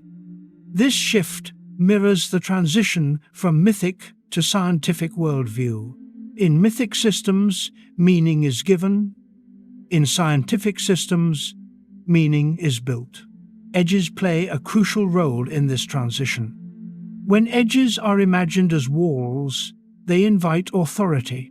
Something beyond controls what is within. When edges are understood as limits of knowledge, they invite responsibility. Meaning must be generated internally. This is not a downgrade, it is an upgrade in agency. Humans become authors rather than characters. This perspective also reframes the fear of infinite or edgeless reality. Fear arises from loss of narrative closure. Stories end. Infinity does not. Yet life does not require cosmic closure. It requires local coherence.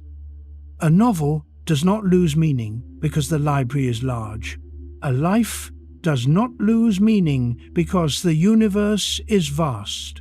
Meaning arises from relationships, goals, memory, and choice. None of these require a cosmic edge. In fact, fixed cosmic narratives often limit meaning by dictating purpose. An open reality allows plural meanings. This plurality is unsettling but liberating. The edge of reality, interpreted philosophically, becomes a mirror. It reflects our need for certainty. When certainty fails, character is revealed. Some respond by retreating into dogma, others by embracing inquiry. History shows that societies flourish when they choose the latter. Another philosophical implication of edge-less reality is humility. Humility here does not mean self-diminishment. It means proportionality. Humans are not central, but they are not irrelevant. They are participants in a structure larger than themselves. This participation confers responsibility. If meaning is local, then it must be maintained. There is no cosmic safeguard. This realization underlies modern ethical thinking. Without divine enforcement, ethics becomes a human project. This does not weaken ethics. It strengthens accountability. Similarly, without cosmic purpose, purpose becomes chosen. Chosen purpose is fragile but authentic.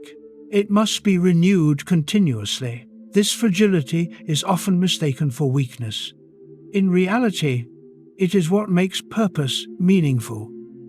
Something imposed cannot be meaningful in the same way as something chosen.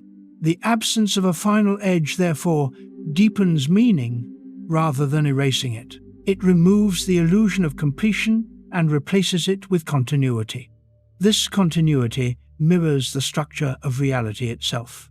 Reality does not end. Understanding does not end. Meaning does not end. They evolve. Another important philosophical shift concerns explanation. Humans often seek ultimate explanations, a final reason. Edges promise finality. Edge-less reality denies it. This denial is often interpreted as failure. Yet explanation does not require ultimacy. it requires sufficiency. A bridge stands because of engineering principles. It does not require a cosmic explanation of gravity. Likewise, a life can be meaningful without a cosmic purpose. The demand for ultimate explanation is a psychological preference, not a logical necessity. Recognizing this reduces existential anxiety. It aligns expectations with structure. The universe does not owe answers to every why. It offers answers to how. Humans can build meaning from how. This pragmatic shift is at the heart of modern worldview. It does not eliminate metaphysics. It places it at the boundary, not the center. Metaphysical questions remain valuable as reflections on limits, not as sources of authority. Another implication concerns death. Cosmic endings often serve as metaphors for personal endings. Fear of the universe ending often mirrors fear of individual mortality. Edge-less reality does not promise immortality. It does remove the idea that death is a cosmic failure. Death becomes a local event in an ongoing structure. This does not trivialize loss. It contextualizes it. Loss matters because of relationships, not because of cosmic finality. This is a profound reframing. It grounds grief and value in lived experience rather than metaphysical stakes. Another philosophical consequence is patience. If reality has no final edge, then there is no rush toward completion. Progress becomes iterative rather than terminal. This encourages long-term thinking. Civilizations that understand this may prioritize sustainability over conquest. They may value continuity over climax. This aligns with the earlier discussion of advanced civilizations. Wisdom may lie in enduring rather than escaping. The edge of reality, understood philosophically, becomes a guide rather than a barrier. It marks where certainty ends and responsibility begins. This reframing also affects how humans relate to mystery. Mystery is often treated as a problem to be eliminated. In an edge-less reality, mystery is permanent. This permanence does not paralyze inquiry. It frames it. Science becomes exploration without expectation of finality. This expectation shift is subtle but crucial. It removes disappointment. It replaces it with curiosity. Curiosity thrives on open-endedness. This may explain why humans continue to explore even when answers raise more questions. Open systems sustain motivation. Closed systems exhaust it. An edge-less reality is an open system. This openness may be the condition for conscious inquiry itself. If reality were closed and fully knowable, inquiry would end. Consciousness might stagnate. The persistence of edges may therefore be necessary for minds to exist meaningfully. This is speculative, but suggestive.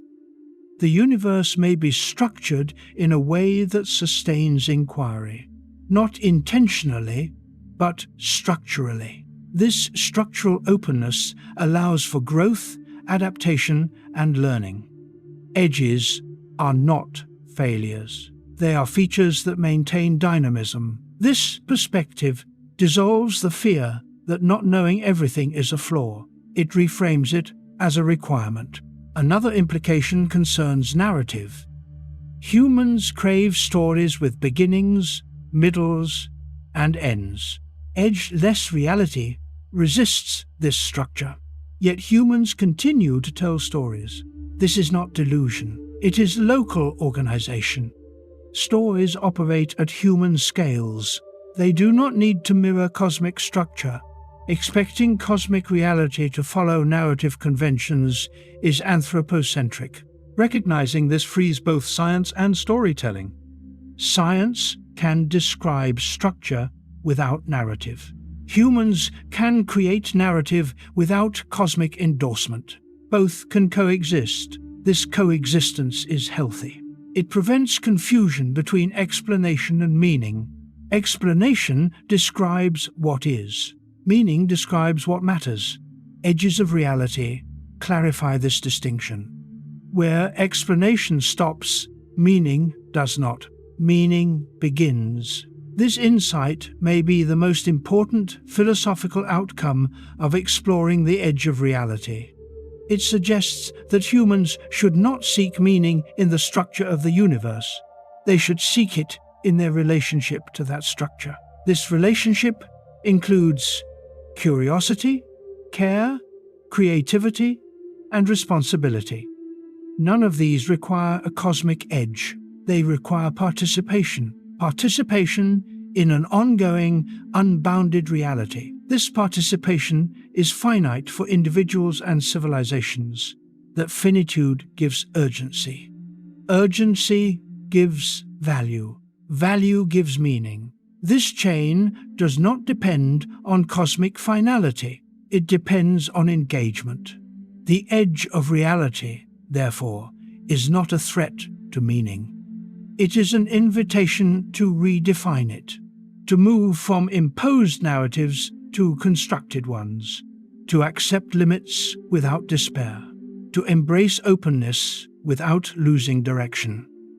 This philosophical transition is still ongoing. Many humans still seek final answers. Others accept open-endedness. The tension between these attitudes shapes culture, politics, and science. Understanding the edge of reality helps clarify this tension. It reveals that the discomfort is not about physics.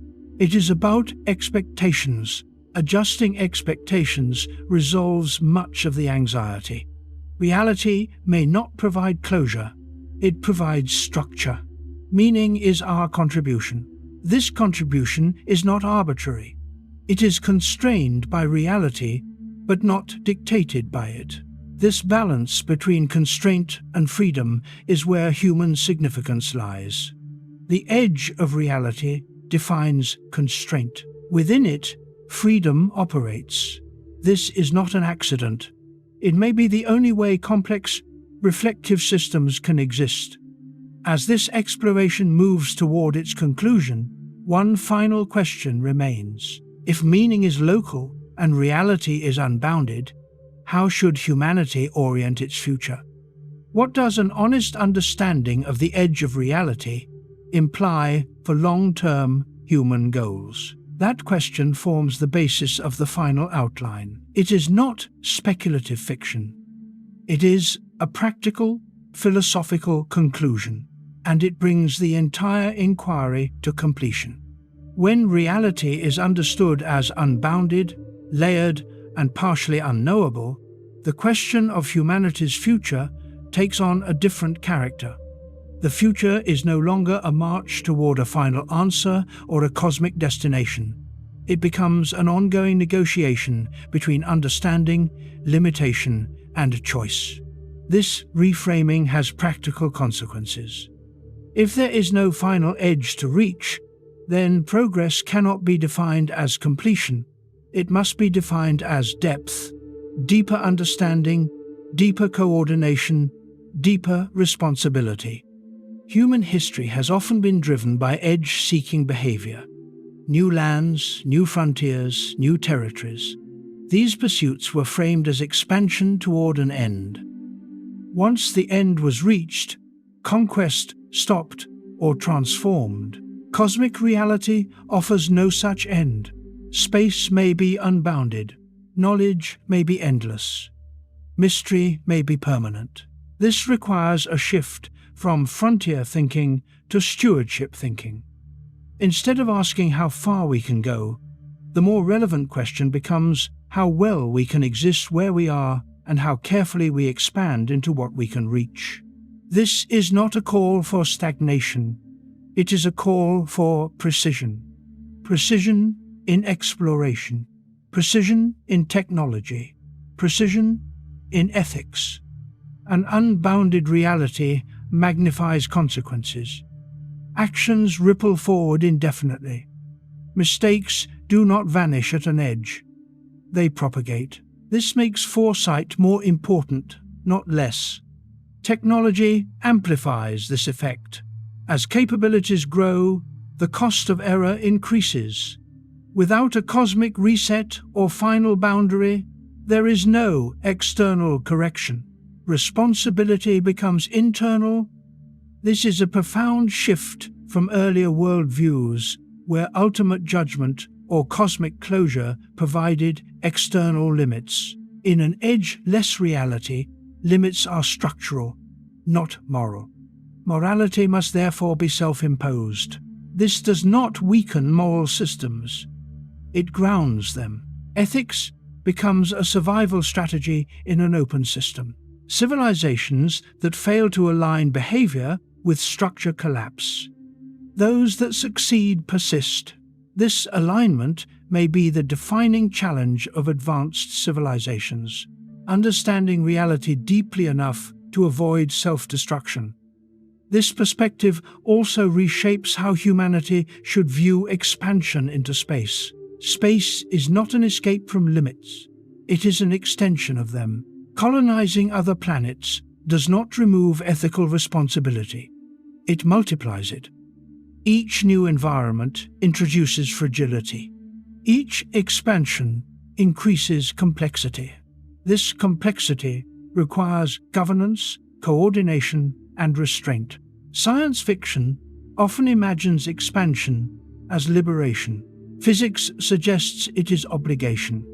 Obligation to maintain coherence across larger scales.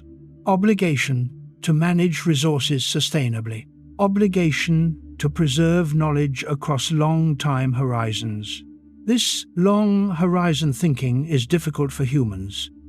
Our psychology evolved for short-term survival. An edgeless universe demands long-term cognition. This mismatch is one of the central risks facing technological civilizations. The universe will not correct short-sightedness. It will simply continue. Those who fail to adapt disappear from the story. This is not punishment, it is selection. This brings us to another implication. If reality does not end, then extinction is not a cosmic tragedy. It is a local event. This does not trivialize extinction. It contextualizes it. Species and civilizations arise and fall within an ongoing structure. This perspective can feel cold, yet it removes the illusion that survival is guaranteed or externally protected. It emphasizes agency. Nothing ensures humanity's continuation except humanity's choices. This realization is sobering, but it is also empowering. The future is not written, it is constructed. Another implication concerns curiosity. If reality is unbounded, curiosity never exhausts itself. There will always be new questions. This is a gift. It means science will never become obsolete. There will always be deeper layers, new regimes, unexplored relationships. This open-endedness sustains intellectual life. It prevents stagnation. It also means that no single generation will see completion. Progress becomes intergenerational. This requires institutions capable of transmitting knowledge across centuries. Libraries, education systems, scientific norms, and cultural values become as important as technology. In an unbounded reality, continuity matters more than speed. Rushing toward imagined ends can be destructive. This reframes ambition. Ambition should focus on durability, not dominance. Durability of knowledge, durability of ecosystems, durability of civilizations. This durability is fragile. It requires humility. It requires recognition of limits. Hubris has always been civilization's enemy. Edge-less reality magnifies hubris's cost, because there is no final victory, only ongoing participation. Another implication concerns identity. Humans often define themselves against cosmic narratives, chosen species, central observers, destined civilizations. Science has systematically dismantled these narratives. Edge-less reality completes the process. Humanity is not central, it is contextual.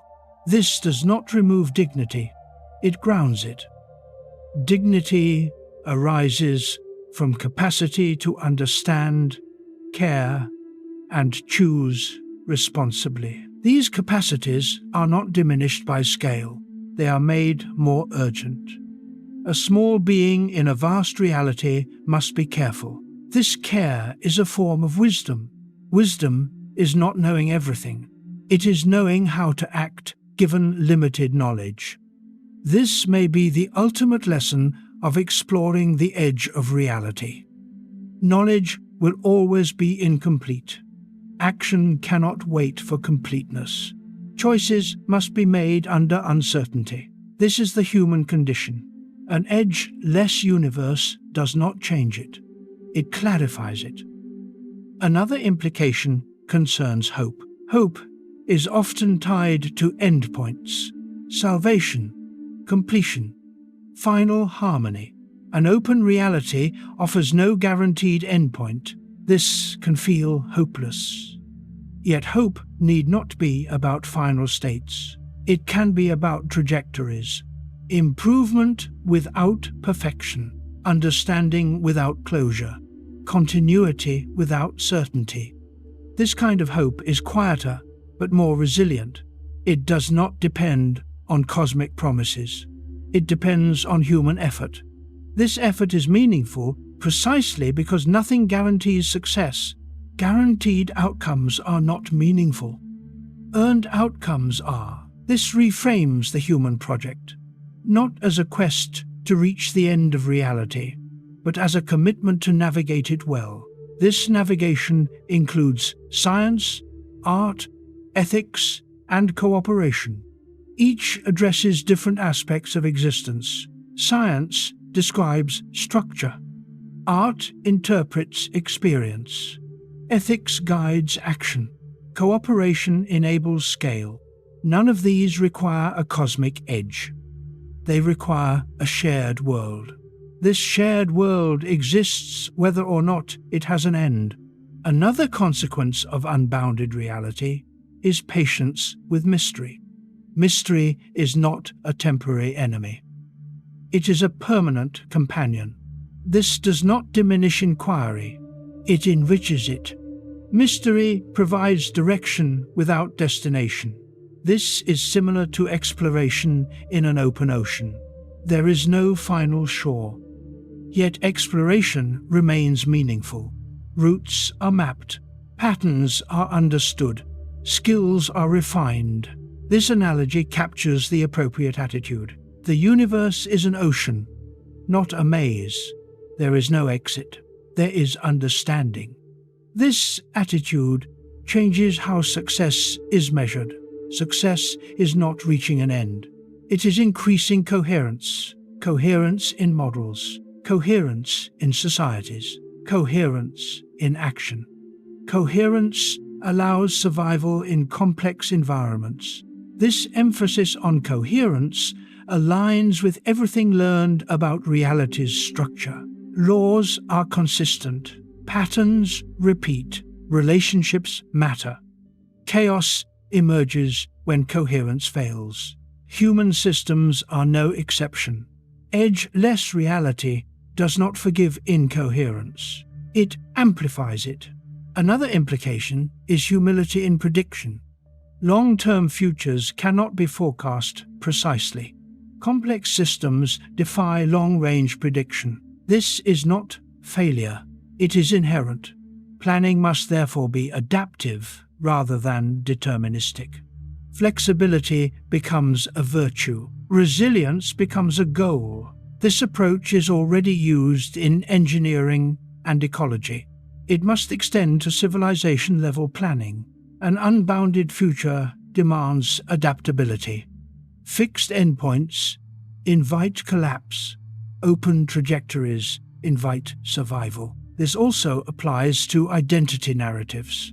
Humanity must resist rigid self-definitions. Rigidity fails in open systems. Adaptable identities endure. This may require cultural evolution. Old myths of destiny and final purpose may need replacement. Not with nihilism, but with open-ended narratives. Narratives of stewardship, learning, and care. These narratives align with reality's structure. They do not fight it. This alignment may be the deepest form of wisdom available. Not mastery over reality, but harmony with it. Harmony does not imply passivity. It implies responsiveness, listening to structure, adapting behavior.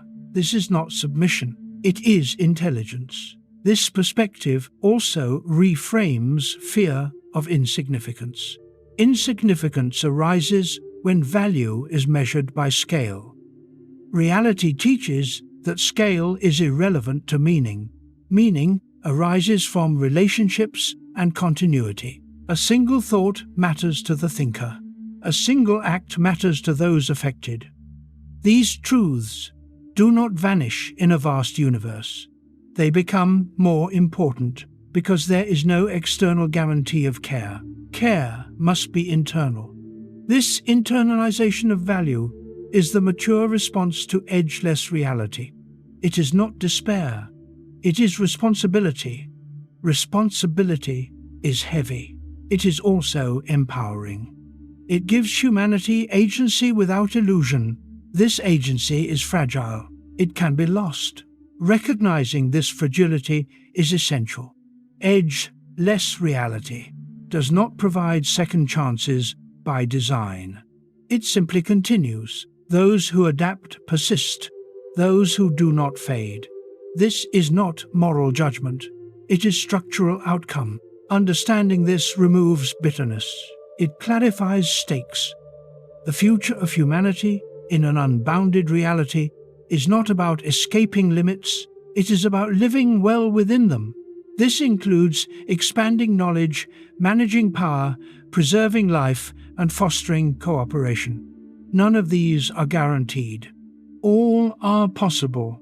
This possibility is enough. The final insight of exploring the edge of reality is therefore not about what lies beyond.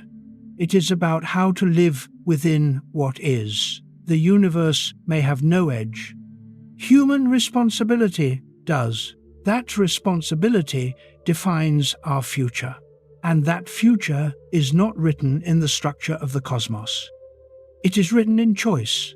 As inquiry approaches its deepest limits, a new kind of question emerges. Not what exists beyond the edge of reality, but how inquiry itself evolves when edges are recognized as permanent features rather than temporary obstacles. This marks a transition from exploration driven by conquest to exploration guided by reflection. The future of cosmology and fundamental inquiry will likely be shaped less by dramatic discoveries of new objects and more by conceptual refinement. This does not mean discovery ends. It means discovery changes character. Early science expanded by finding new domains, new continents, new planets, new particles. Each expansion pushed the edge outward. Today, the most important questions lie not at new locations, but at interfaces between frameworks. How does quantum mechanics relate to space-time? How does information relate to geometry? How does emergence arise from fundamental law? How does time arise from timeless descriptions? These questions do not point outward. They point inward. They ask how reality organizes itself. This shift reflects maturity in a field. When a domain is young, progress comes from mapping territory. When it matures, progress comes from understanding structure. Cosmology is entering this mature phase. Future breakthroughs may not look like new worlds. They may look like unifications, simplifications, reinterpretations. This does not make them less profound, it makes them deeper. A single conceptual unification can reshape understanding more than 1,000 new observations. History supports this. Relativity did not add objects. It redefined space and time. Quantum mechanics did not add entities. It redefined existence at small scales. Future theories may similarly redefine what is meant by reality, causality, or even existence. This raises an important question. Will inquiry ever reach a final theory? A final theory would be a framework from which no deeper explanation is possible, a description that does not point beyond itself. Many physicists have hoped for such a theory. Yet, the exploration of edges suggests caution. Even if a mathematically consistent framework unifies all known interactions, it may still raise questions it cannot answer. Why that framework? Why those axioms? Why that structure? These questions may be unanswerable within the framework itself. This does not invalidate the framework. It defines its scope. A final theory in the sense of no further refinement may be unattainable. A final theory in the sense of maximal explanatory coherence may be possible. The difference matters. Maximal coherence does not eliminate mystery. It organizes it. Future inquiry may therefore aim not at closure, but at stability. A stable framework that integrates observation, mathematics, and interpretation without contradiction. Within that framework, many questions may remain open, but they will be well defined. This is already how mature sciences operate. Biology has no final theory of life, yet it is extraordinarily powerful. Geology has no final theory of Earth, yet it explains planetary processes effectively. Cosmology may follow a similar path. Another important development concerns the role of computation. As models become more complex, simulation becomes as important as analytic solution. This introduces a new kind of limit. Some systems cannot be predicted without simulating them in detail. This means that understanding may sometimes mean running the universe rather than solving equations. This computational turn changes how explanation works. Explanation becomes generative rather than deductive. We understand by seeing what emerges. This approach is already common in climate science, biology, and economics. It is likely to become central in cosmology and fundamental physics as well. This does not reduce rigor, it changes its form. Rigor becomes consistency across simulation, observation, and theory. This also reinforces earlier insights about irreducibility. Some truths may not be compressible into simple laws. They may require full instantiation. This, again, suggests that edges of explanation are not failures. They are features of complex systems. Another direction of future inquiry concerns observational limits. Even as technology improves, certain horizons remain fixed. This shifts emphasis from extension to optimization. Rather than seeking ever more distant signals, inquiry may focus on extracting maximal information from accessible regions. This includes subtle correlations, background fluctuations, and indirect signatures. Future discoveries may come from precision rather than reach. This is already evident in gravitational wave astronomy and cosmic background analysis. Small deviations carry enormous information. This precision-driven approach aligns with a reality where edges cannot be crossed. It respects limits while deepening insight. Another major development will be interdisciplinary convergence. Questions about the edge of reality cannot be answered by physics alone. They intersect with mathematics, computer science, philosophy, and cognitive science. Future progress may depend on integrating these perspectives. This integration will not dilute physics. It will clarify its assumptions. Many debates about reality arise from unexamined assumptions. Making these explicit is itself progress. This convergence also helps distinguish between scientific and metaphysical questions. Not to dismiss metaphysics, but to place it appropriately. Metaphysics explores conceptual space. Physics explores empirical structure. Confusing the two leads to frustration. Integrating them leads to clarity. Future inquiry will likely be more explicit about where physics ends and philosophy begins. This transparency will help prevent false expectations of final answers. Another aspect of the future concerns public understanding. Ideas about edges of reality often provoke misunderstanding and anxiety. This is partly because they challenge intuitive narratives. Communicating these ideas responsibly is crucial.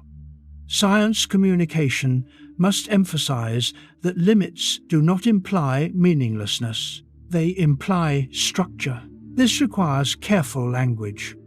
Terms like beyond, nothingness, and end are emotionally charged and often misleading. Future communication may need to develop new metaphors that better capture unbounded and layered reality. Metaphors shape understanding. Bad metaphors create confusion. Good metaphors enable insight. This is not a superficial concern. Public understanding influences policy, funding, and education.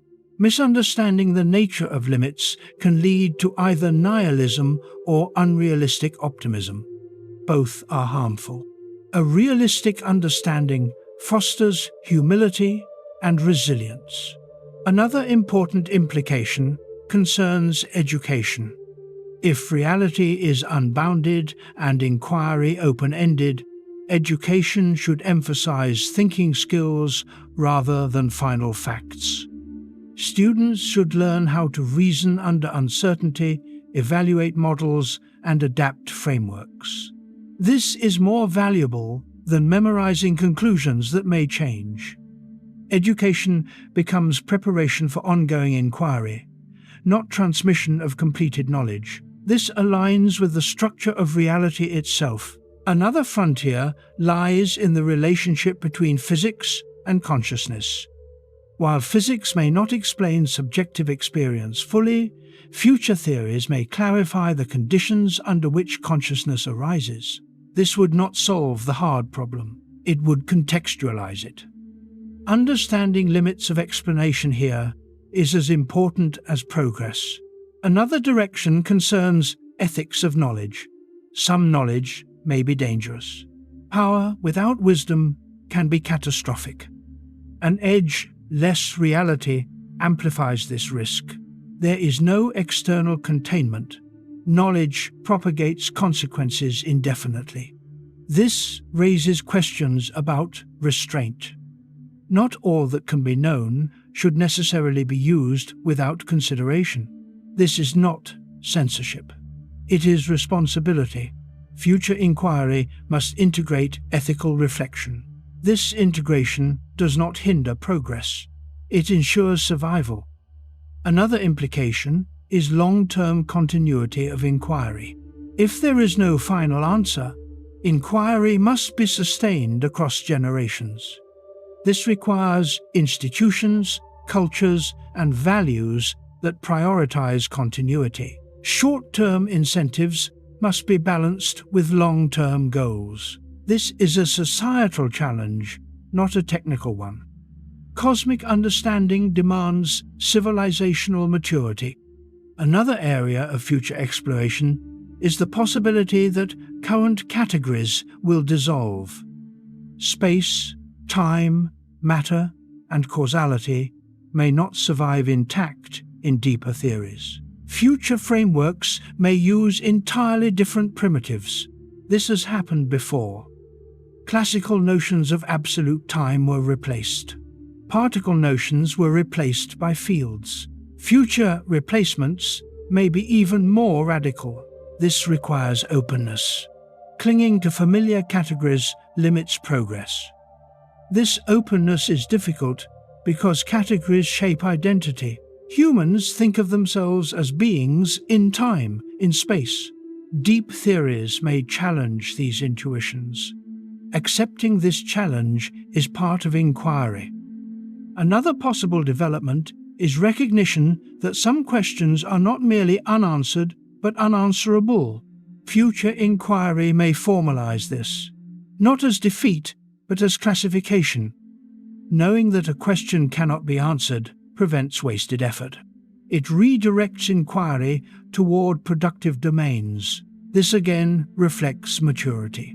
Mature sciences know their limits. This knowledge strengthens them. The future of inquiry into the edge of reality is therefore not bleak. It is rich. It promises deeper coherence, clearer limits, and refined questions. It does not promise finality. This lack of finality is not a loss. It is a condition for continued discovery. Discovery requires unknowns. An edge less reality guarantees them. This perspective also offers comfort of a different kind, not the comfort of closure. The comfort of participation. Humans are part of an ongoing process of understanding. This process has no endpoint. It has direction toward coherence, clarity, and responsibility. This is enough. As inquiry continues, it will likely abandon dramatic language about edges and beyond. It will speak instead of regimes, transitions, and limits. This language is less poetic but more precise. Precision matters. Precision prevents confusion between existence and description. This distinction underlies the entire exploration. Existence may be unbounded. Description is not. The edge of reality is therefore not a thing to be found. It is a relationship between what exists and what can be known. This relationship evolves. Future inquiry will continue to refine it. This refinement may be the true legacy of exploring the edge of reality, not a map of beyond, but a clearer understanding of where and how understanding itself operates. This brings the inquiry close to completion. Only one final step remains: to articulate clearly, without metaphor or speculation, what the phrase "beyond the edge of reality" ultimately means, given everything explored. That articulation forms the final outline. It will not introduce new concepts. It will integrate all of them into a single, clear conclusion. That conclusion follows next. After tracing the idea of the edge of reality through physics, cosmology, philosophy, and human meaning, a clear conclusion emerges. The phrase, "beyond the edge of reality," does not point to a place, an object, or a hidden realm waiting to be discovered. It points to a misunderstanding rooted in human intuition. Reality, as far as evidence and theories suggest, does not end in the way stories end. It does not have a wall, a border, or an outside. What it has are limits of access, limits of description, and limits of explanation. These limits are often mistaken for edges of existence. In truth, they are edges of perspective. The observable universe has an edge because light travels at a finite speed and space expands. Beyond that edge lie more galaxies, not nothing. The edge marks what can be seen, not what exists. Black holes have edges because causality is one-directional. Beyond the event horizon lies space-time we cannot access, not avoid. The edge marks what can be influenced, not what is real. Quantum mechanics has edges because certain properties cannot be simultaneously defined. Beyond those edges lies states that cannot be fully described, not states that do not exist. The edge marks definability, not existence. Infinity feels like an edge because human cognition cannot complete it. Beyond any number lies another. The discomfort is mental, not ontological. Even questions about why existence exists encounter an edge. Not because existence stops, but because explanation stops. This distinction matters. Existence does not require explanation in order to be real. It simply is. The cumulative lesson of modern understanding is therefore simple and radical.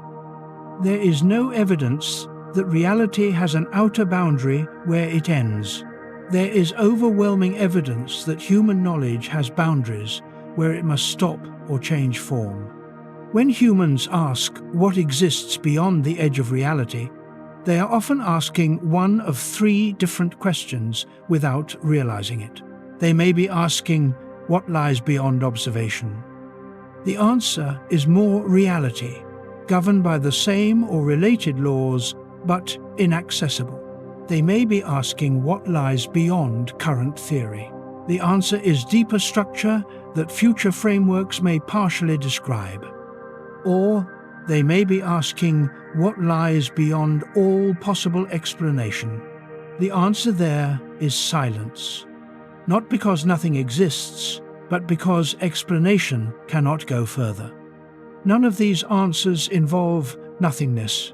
Nothingness appears nowhere in serious physical description. Even the vacuum is structured. Even emptiness fluctuates. Even silence exists within a framework. This strongly suggests that absolute nothing is not a physical state. It may be a linguistic artifact. The universe does not seem to allow absolute absence. Forms change. Structures dissolve. Patterns fade. But existence persists. This persistence undermines the idea of a final edge. Instead of an edge, reality appears to have layers and transitions. Each layer introduces new rules. Each transition challenges intuition. Yet continuity remains. This continuity is the defining feature of reality. Edges are local. They appear when descriptions change scale or regime. They do not mark termination. This conclusion reframes the original question entirely. What exists beyond the edge of reality is not something beyond reality. It is reality viewed from a perspective that human cognition cannot occupy. It is reality without reference to human categories. This may include regions beyond causal contact, states beyond measurement, structures beyond comprehension, or explanations beyond reason. These are not separate worlds. They are parts of the same total structure. The inability to access them does not diminish their existence. It defines our position. This position is neither central nor trivial. Humans are embedded observers within reality. We perceive a slice. We model a fraction. We infer more. We never grasp the whole. This is not a failure. It is the condition of being a part of something larger. The edge of reality, therefore, is the edge of human reach. Reach in perception, reach in interaction, reach in explanation. Beyond that reach lies more of what has always been there. Existence without relation, existence without relevance to us. This does not make it meaningless. Meaning is not a property of the universe at large. It is a property of systems capable of valuing. Humans are such systems. Meaning arises locally. This local meaning is not threatened by an unbounded universe. It is enabled by it. Finite beings require an open environment to act meaningfully. Closed systems stagnate. Open systems sustain agency. The absence of a final edge is therefore not a loss. It is the condition that makes exploration possible. The universe does not end, so that inquiry does not end. This may be the deepest structural insight. Reality is not arranged to deliver closure. It is arranged to allow participation. Participation through observation, through understanding, through choice. The question of what exists beyond the edge of reality ultimately reveals more about the questioner than about the universe. It reveals a desire for finality, for an outside, for a place where uncertainty stops. The universe offers no such place. Instead, it offers continuity. This continuity is not chaotic. It is lawful, structured, and coherent. Yet it is never complete from any internal viewpoint. This incompleteness is not a flaw. It is inevitable, and it is what keeps reality open to discovery. The most honest answer to the question is therefore also the simplest. There is no beyond the edge of reality. There are only edges of understanding, and beyond those edges lies more reality, unchanged by whether it is known, unchanged by whether it is named, existing in full while being seen in part. This is not a poetic conclusion. It is a precise one. Reality does not end. Our descriptions do. Recognizing this does not diminish curiosity. It purifies it. It directs inquiry toward coherence rather than fantasy, toward understanding rather than escape, toward humility rather than certainty. The edge of reality is not a destination. It is a reminder that we are inside something larger than ourselves, and that understanding it, even partially, is already an extraordinary achievement.